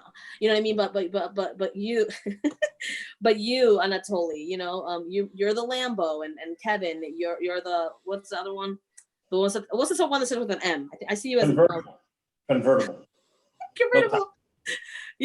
So we're all just in these bodies, you know what I mean? They're exchangeable, but what I did value and appreciate from Singapore is that within the infrastructure of the education system, as a growing immigrant city, they had the children learn as a second language, their mother ethnic tongue.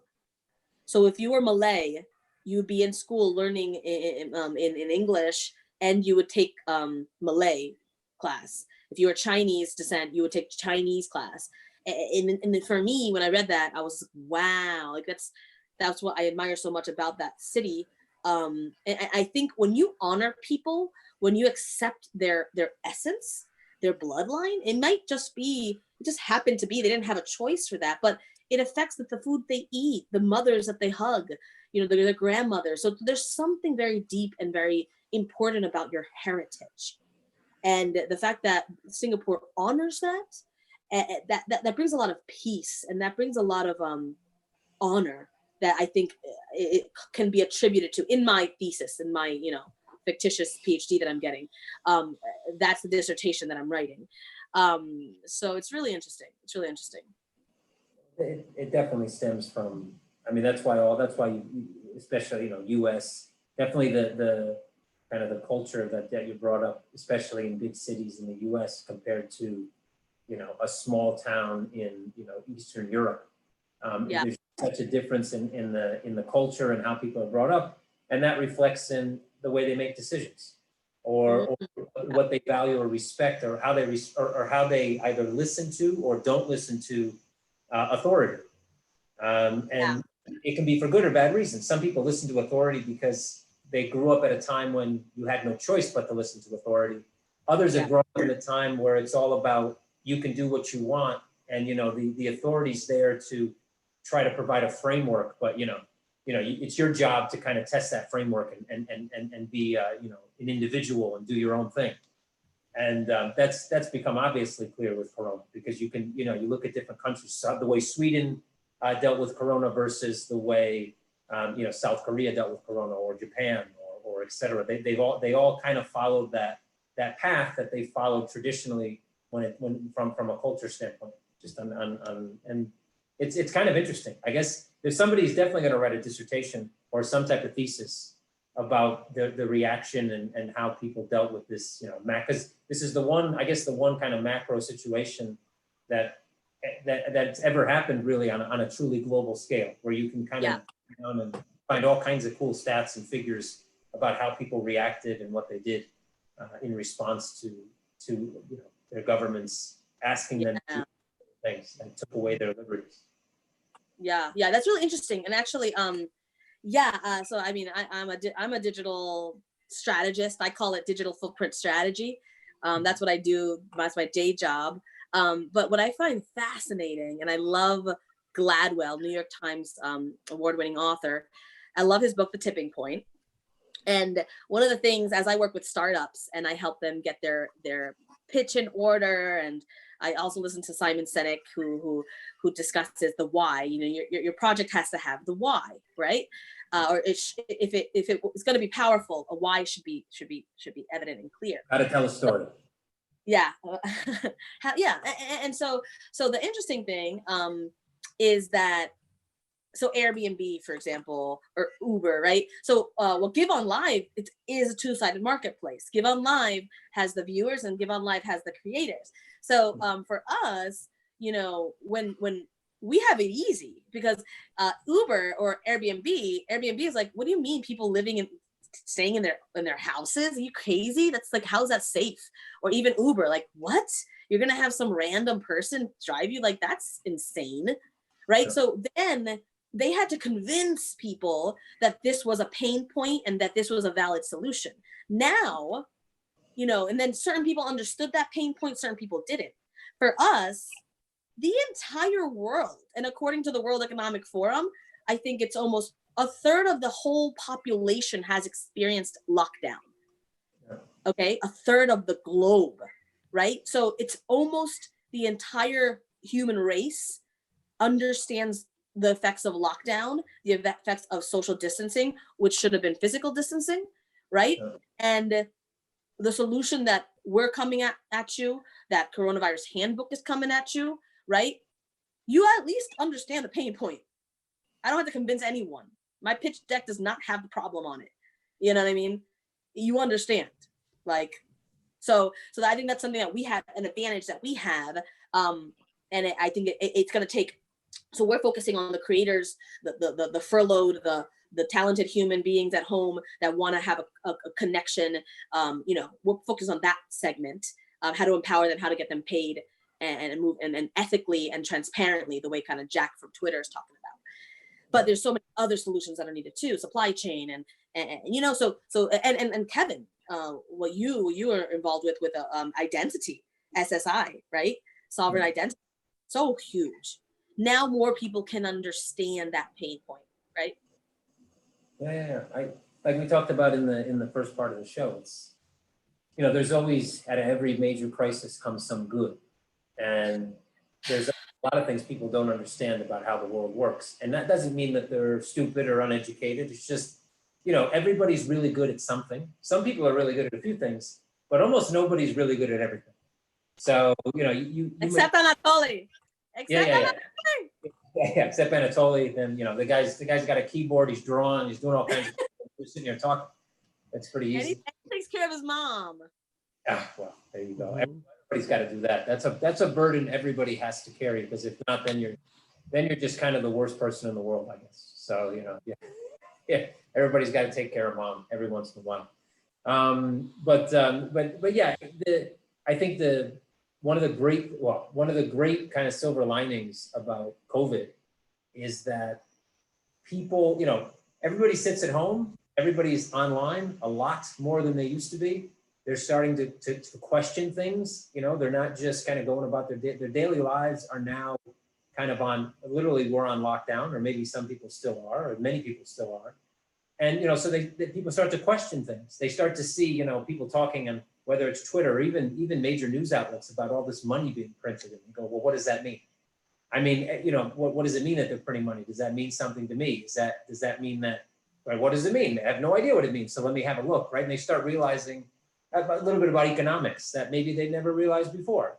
Or you have people that, you know, maybe always dreamed about having their own business or trying to, you know, get some extra cash, but they were complacent because, yeah, maybe they didn't have the best job, or maybe they didn't have the best income, but they had enough, or maybe they didn't even have enough, but it was close enough where they just never put in the effort to really try to figure out what they could do, or do any type of research about what they possibly could create at home, and now they are, because, well, they've been sitting at home, right? They have nothing else to do. So people start to consume that information. And so it's actually, I think that, you know, you kind of have these like golden ages in human history, right? Where you have the Renaissance, and you have all these different, I'm not saying this is going to turn, maybe it will, who knows?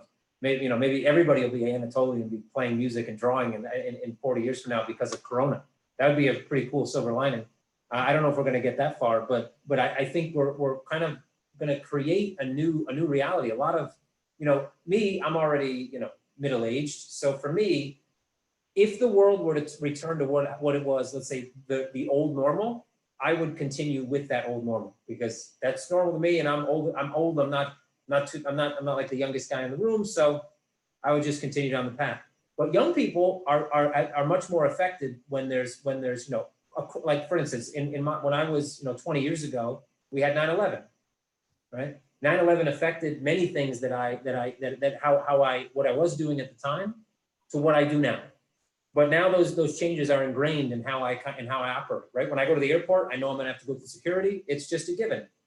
25 years ago, it wasn't a given at all. I could walk through an airport in 5 minutes. I could show up at the airport 8 minutes before the flight, no problem. You know, so I think that the young generations, this is gonna change vastly the way people, you know, perceive value creation, the way they perceive lots of different things, money, what the definition of money, which may lead to a change in definition of banking and investment. All these definitions can start to change. And that's a good thing, because money is misunderstood by 95% of the population, and 99% of the population don't even know what investing really means. They think that means, you know, go buy stock in some blue chips, which is a fictitious system. You know, the stock market is generally a fictitious system and always has been. And people are starting to realize that, because they're seeing the Dow and all these, and the FTSE and the CAC, they're all going to higher highs on the back of one of the biggest economic downturns in the history of mankind. And that's by design, folks. This is literally the design of how capital markets function. Yes, by design. Yeah, it's by design. This isn't a fluke. If you're looking at this going, how is this happening? Why is this? This is exactly how it's supposed to happen. Yeah. But the stock markets are made to bring money from the bottom up, right? So everybody who doesn't know where to put their money because they have no other option puts their money in the stock market. The money goes up to the top, and guess where it goes from there? It goes out and into real investments. And that usually is creation, right? And so people are now starting to realize this, which means that's why things like Bitcoin and crypto in general, and just the ability with tokenized assets and all these things to be able to put your money where those guys at the top put their money in asset classes that people wouldn't have access to. So all these things can be a massive silver lining to Corona and everything that's tied to it. So I have great hopes for the future on the back of that we've all had to live through. Right. It is interesting how Corona reshaped all the information flows, because so our previous reality, as now I see, it was mostly based on the old information flows, how people simply exchange with information, and now all things is reshaped. So when almost everybody is locked in their homes, forced to work remotely, I would say that the whole properties of the environment, they changed. And this change, this shift, it is, I think it will never return to the old place. So new rivers will appear of the information with new roads. Can I share my Corona conspiracy theory? Ooh, I mean, Conspiracy. Yeah, so it's my own Corona conspiracy theory. So I just mentioned that historically speaking, all of our capital markets have been created, and this is a fact, guys. You can verbalize this in any way you want, but the fact is they've all been created to move money from the bottom up. That is literally why capital markets were created. Now when you look at most crises that revolve around economics, they're the same. So when there's a war, when war creates some type of economic collapse in a country, same thing. Money goes from the bottom up, right? However, in Corona, when you look at the most affected industries, they tend to be old money industries. So you have transportation, logistics, travel, which I guess isn't the oldest industry, but it's pretty old industry. Airlines, stuff like it's old money for the most part. There's not much new money floating around the airline industry. And the guys that tend to get the most benefit out of Corona are new money, Facebook, Google, all fintech, right? So it seems to me there was a meeting at some point. I wasn't invited, unfortunately, or I was and I missed the invitation. Maybe it went to spam. I don't know. But there was some, maybe it was a Zoom meeting. I don't know. But there was some meeting at some point. There was a meeting. Huh?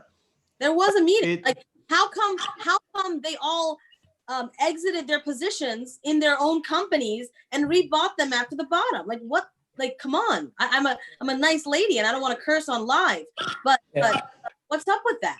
Yeah, that's a whole nother conspiracy. That's not a conspiracy because that's been proven. What I would say is this is another thing about access, right? So when we talk about benefits of crypto in general and everything and tokenize anything, it's about access, right? People can gain access that they couldn't get access before. When you talk about old big money, not only do they have access to nice things like jets and mansions, they also have access to analysts and people, and they have money to get information that other people can't. Sure. So if you look at the way coronavirus kind of went from nobody cared to everybody cared, it was every year there's a respiratory illness in China. Every 2 years. Every year there's a respiratory illness in China. Right. And whether that's something that's related directly to the flu or within the same family, there's usually a mutation. Actually, in the world, every year there's a mutation of the flu virus. It's never usually the same. And every year they have to hustle and bustle to get the new vaccines ready for the next flu season. But there's every year in China, there's some type of outbreak of some type of respiratory illness. And it makes sense because there's a lot of people and the air quality is shit. So respiratory illnesses do pretty good in those type of scenarios. Every 2 years, it tends to be a bit worse. SARS, MERS, even swine flu, which was out of Mexico, but every 2 years. One thing, the thing was, the world wasn't so like borderless then. The world wasn't so international then. Not as many flights, not as people having these international careers. Like, so imagine, you know what I mean? So I don't know what you're leading up to the conspiracy you're going to talk about, but I'm getting there. But the point is that I kind of went off a track to get on the one you were talking about, which isn't really a conspiracy. It's kind of proven fact. Right. So when China discovered this illness, obviously somebody knew about it, and when they figured out that it had a contagion rate that was quite high, it wasn't because it was deadly per se. It was because it infected a lot of people quickly. They said, well, we have to close down borders because we don't want this to spread. But they knew closing down the borders in one of their biggest industrial cities for X amount of time was going to cause some economic downfall.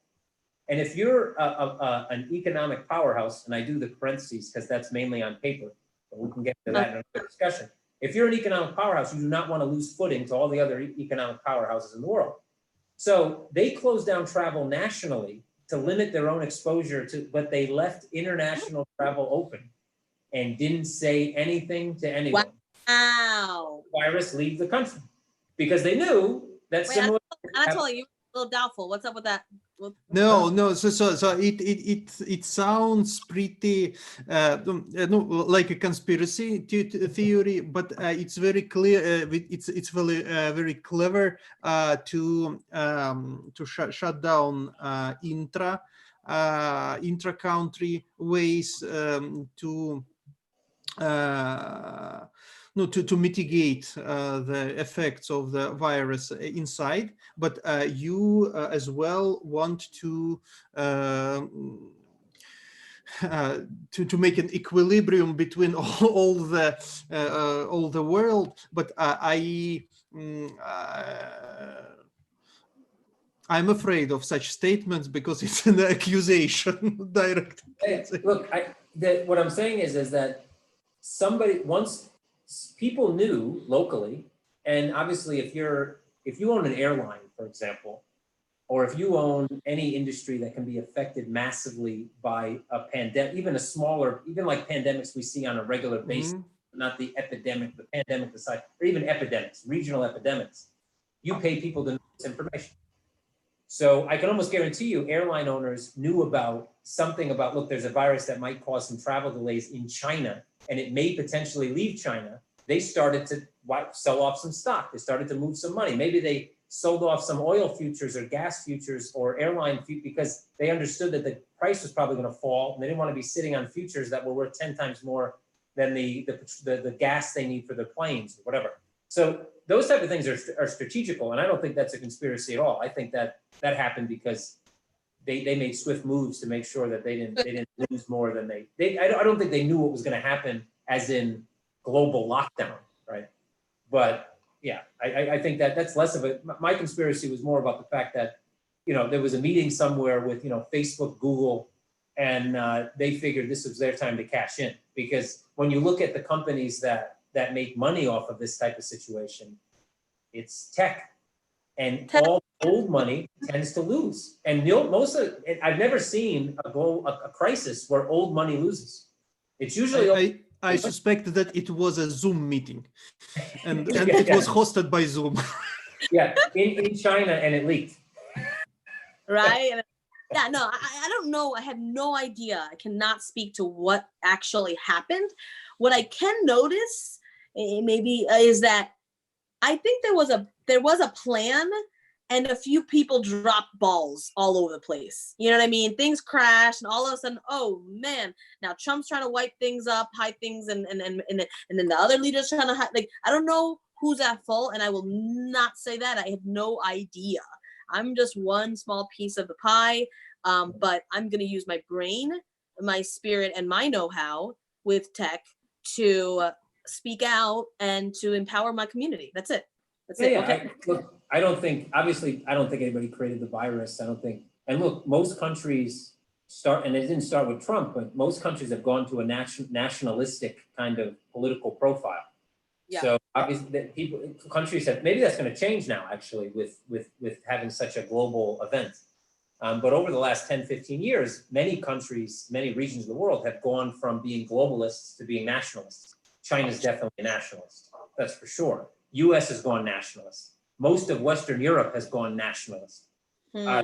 So it's just people try to protect their own borders, and unfortunately, when that happens, you know, other people get affected. That doesn't mean that it was done nefariously, right? Yeah, but yeah. Understood. You know, like I'd rather be in Europe right now, or Singapore, but that's not going to happen anytime soon, right? But what I with or without their own policies, what's not okay is leveraging media, PR broadcasting to criminalize an ethnic race. Chinese virus? Are you kidding me? I mean, literally resulting in injuries and hurt and death of a community group, a diaspora. Like, that's a problem. That's not okay for our leadership. Yeah. Are you kidding me? Like it goes against the word leadership. Hello? Is anyone Like, controlling their mouth? Yeah. Another story for another day, you know? Yeah, definitely. I agree. I mean, it's look, at the end of the day, like I said, there can be many times in life where you do something altruistically, or you do something for the benefit of, and you end up affecting others negatively. That does not mean that you did something specifically to affect others negatively, right? And I agree with you on the media side. Look, like I said, yellow media. So, you know, if you put two papers in front of most people, and one has, you know, some gory murder scene, and the other one talks about little chicks hatching from Easter eggs, you know, people are going to buy the one with the gory, unfortunately. And so news media knows what works, and they will always go on the controversial, ugly side of the news because people watch it. So it's kind of like, you know, we can, and we're talking about it, right? Even we're here talking. Right? So it's just, that's, unfortunately, that's kind of, I think that people need to make a separation kind of between the kind of, I'm willing to listen to any opinion. I don't care if that opinion is ugly, it's pretty, I'll listen to it. But, you know, I have my own opinion, or I'm able to, you know, filter out, and I don't just believe everything I hear. And unfortunately, in lots of subsets of the population, that's not the case. People tend, they hear it, they see it, they believe it. And that comes back. That's bad. Yeah, that comes back to education, which is about, it's about, you know, just the education of people not disbelieving everything just because some particular group said it, or not believing everything just because some particular group said it. Well, that's what I appreciate a lot about the Greek culture, the Israeli culture, and Latinos too. Like, we were raised to argue. You know, we argue in love. Like, that's a family dinner. If it's not an argument, it's not dinner. You know what I mean? So, like, I love kind of fiery, passionate culture groups, and that raises you. Why do you think a lot of technological innovation comes from Israel, right? Because it's this culture of questioning this, and your parents teach you that, to learn and to study and to think for yourself. I love that. Yeah, definitely lacking Western world, unfortunately. Anatoly. Yes, it's a common legend that from Israel comes a tradition to answer with a new question. For example, if you are asking for something, the traditional question, why are you asking for? Yeah. In everything. Which doesn't come, you know, that kind of culture doesn't come from anything good, but it leads to good, right? Because you would think if everything was perfect, people wouldn't question anything, right? Because why would you question something? That's just the way it is, you know. In you know, of Eden, there actually you should have been questioned at least one thing, I guess, but everything else before that, you know, there was no reason to question. But when questions come in because you had a reason to question, but now in society today, questioning everything isn't necessarily a bad idea, because at all. there's too much misinformation, right? So. Yeah. And I mean, oh man, I sometimes am overwhelmed with this. And this is what so for me, from my viewpoint, like I like to be open to everything and less attachments. One of my mentors is Wayne Dyer. So if you listen to him, you'll see his philosophy. One of the things that I'm a little bit on the edge about within at least our crypto industry, blockchain and all these decentralized everything people, I'm not shoving anything down anyone's throat. I am not Bible thumping, whatever they call it. I am not a crusader ready to burn Indians at the stake. That's not who I want to be ever. I only want to lead people into their own discovery. And there's no thumping there. So I understand you're angry. I'm angry about this legacy system that is systematically taking and squeezing resources. I mean, all of Africa, rich, mineral rich land, diamonds and gold, and what has we done to them, right? So I'm not saying I want this, or I'm not saying that it's right, but I can't change everything. And even though I don't even know if I'm right, right? So I only want to spark the question, spark the discussion, spark the wake up and smell the freaking blood. Yeah. You know? I think, I sometimes I think about, there's been so many things. I mean, I've been on the earth, 40 something years, and obviously I don't remember all of them, but I remember most of them. There's a couple blackouts here and there, but I generally remember what's going on. And there's been other crises, and every time in the U.S. there's the school shootings, for example. I mean, it's like the most.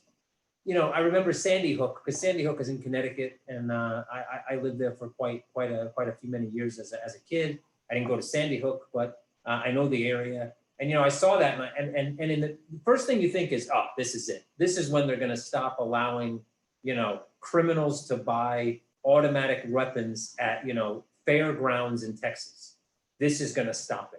And for 2-3 weeks, it's all over the news. Every politician stands up with a smile or they with a tear, and they talk about how they're going to make a change and and nothing happens.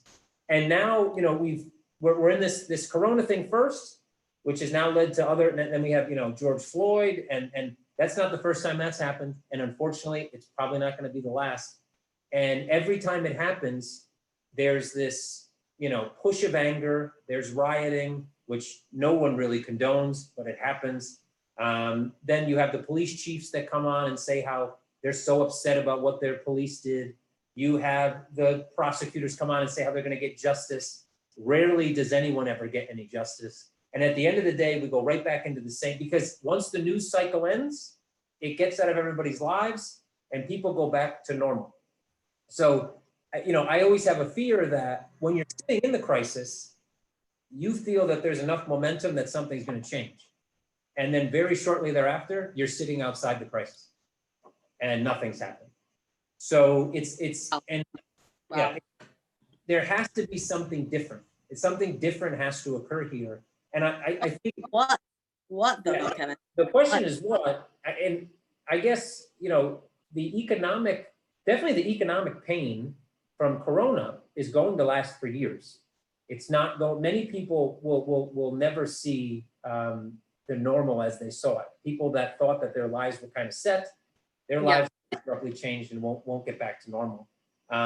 40 million people in one country out of work can lead to a lot of civil unrest.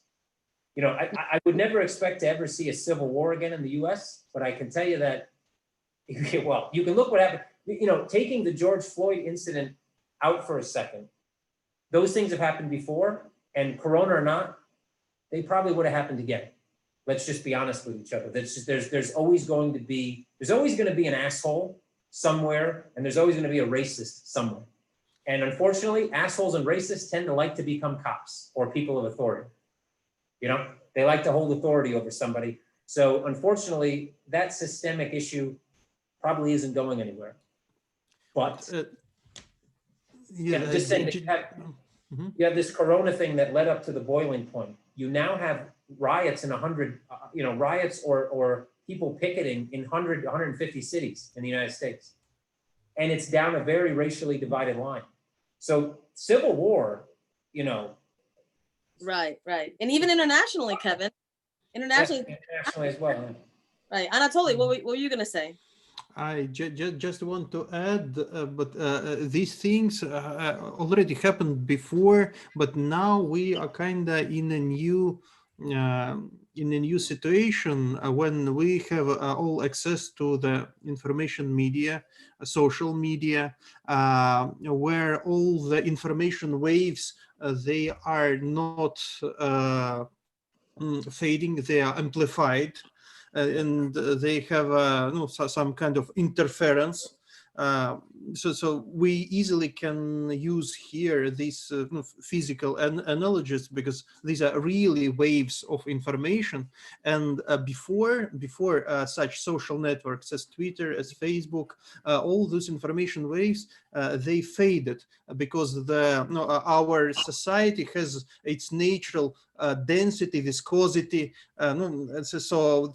and it doesn't propagate so quick, these information waves. But now these information waves not only not fading, they are even amplified. And this situation like coronavirus, it increases this amplification factor. And because all eyes are on it. And like nobody's not paying attention because everyone's stuck in front of a screen. Mm-hmm. Right. That's a big point. That's a huge point right there. And then they're also not paying attention because that's what the media is reporting, right? Breaking news, Somehow but that's Corona is done. Corona ended. Here is one dangerous thing about this new type of media, new type of propagation of information. There is a difference between two very important notions. So there is a fact and the factoid. And the factoid means an item of unreliable information that is reported and repeated so often that it becomes accepted as a fact. Wow. It's a huge difference between facts and factoids. And now a new media, they are operating mostly on factoids, not facts. Yeah. No, that's dangerous. And I would even venture to continue that analogy to fact and factoids that you tell yourself. And I think that there are things and thoughts that come in your mind, or things that you tell yourself so many times, or your mom told you, or your dad told you, or your spouse told you so many times that you believe it, but it's not the truth. Mm-hmm. It's not the truth. I've succumbed to that myself. You know what I mean? Even, so it's serious. It's very serious. Not only that, but now everyone has a platform. So, it used to be, for better or for worse, because obviously everyone having a platform is better in many ways than only one person having a platform. But it's also worse when, people can spew factoids rather than facts, and no one is actually fact checking the factoids. So at the end of the day, and the problem is when we saw this with Trump just recently, right? So you see Twitter put some note on one of his tweets that said it was factually incorrect. Now, everybody, I think you'd have to be living under a rock with half a brain literally outside of your head.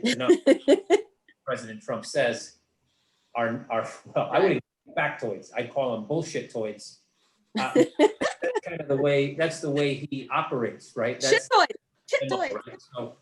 So, but where do we draw the line though? Because if we want to have platforms, you have people in crypto Twitter complaining that they're getting shut down, but those are the same guys that are cheering Twitter for censoring the president of the United States.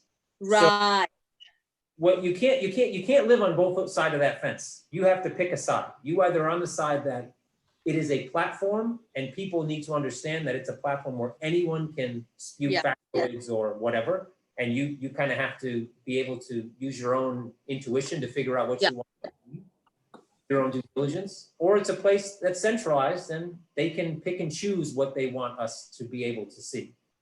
And there's no way to be on both sides of that argument. And many people find themselves, without even realizing it, on both sides of that argument. Yeah, that's really interesting. That's an interesting point. And it's funny, but I mean, like, we're building a platform ourselves. So how do we deal with those? How do we deal with those issues, right? And so for our first solution, and I think we share this with this decentralized world, is that we want to have a decentralized system of governance, so that we can fact check each other, like the beautiful idea of checks and balances, right? Yeah. So that we can check each other, so that we can say, okay, you know what, this player within our community is dangerous. That player needs to be removed. That virus needs to be stomped out, right? So there's that. But yeah, I'm still kind of digesting all of this, especially how it deals with legislation. But I do strongly lean towards Jack, at Jack's point of view, Twitter, because from what I know, I think you can read people from their actions and from their longevity and from their consistency. So what I do know of Jack is outright, him having a dedication to truth, having a dedication to freedom of his community, right? And really squatting down to his user.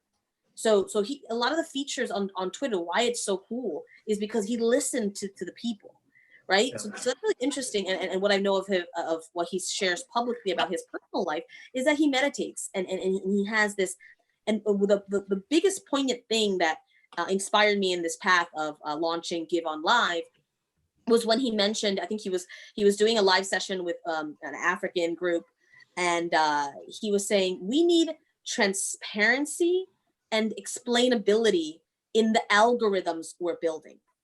So now we come to own your own data, to Cambridge Analytica, right? What is happening with these powerhouses? Data is the new oil.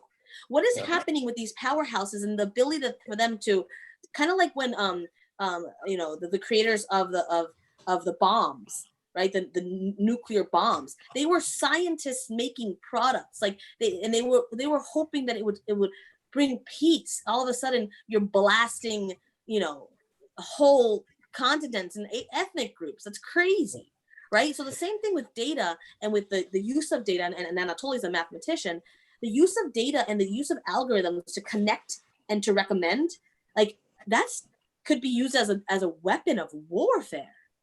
But I could say that unfortunately, no, I appreciate this explainability of why this information is needed, but unfortunately, from the algorithmic point of view, we as creators of algorithms, we often create special things that are known as neural networks. And we are unable to explain how they work and what kind of information is important for them and which is not.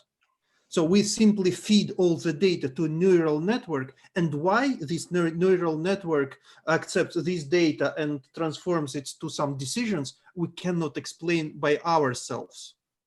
Right. Anatoly. I mean, trust me, I am not a PhD scientific mathematician. I am not trying to get that paper. No. I'm not read through it.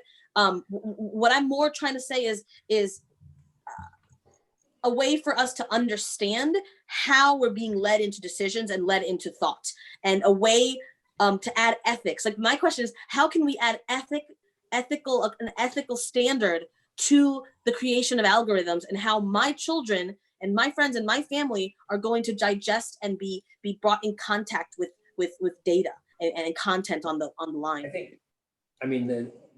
think at the core of human nature kind of makes that difficult, just because even if you could envision the perfect ethical treatment for information, that inherently means you're going to be blacklisting some and whitelisting others.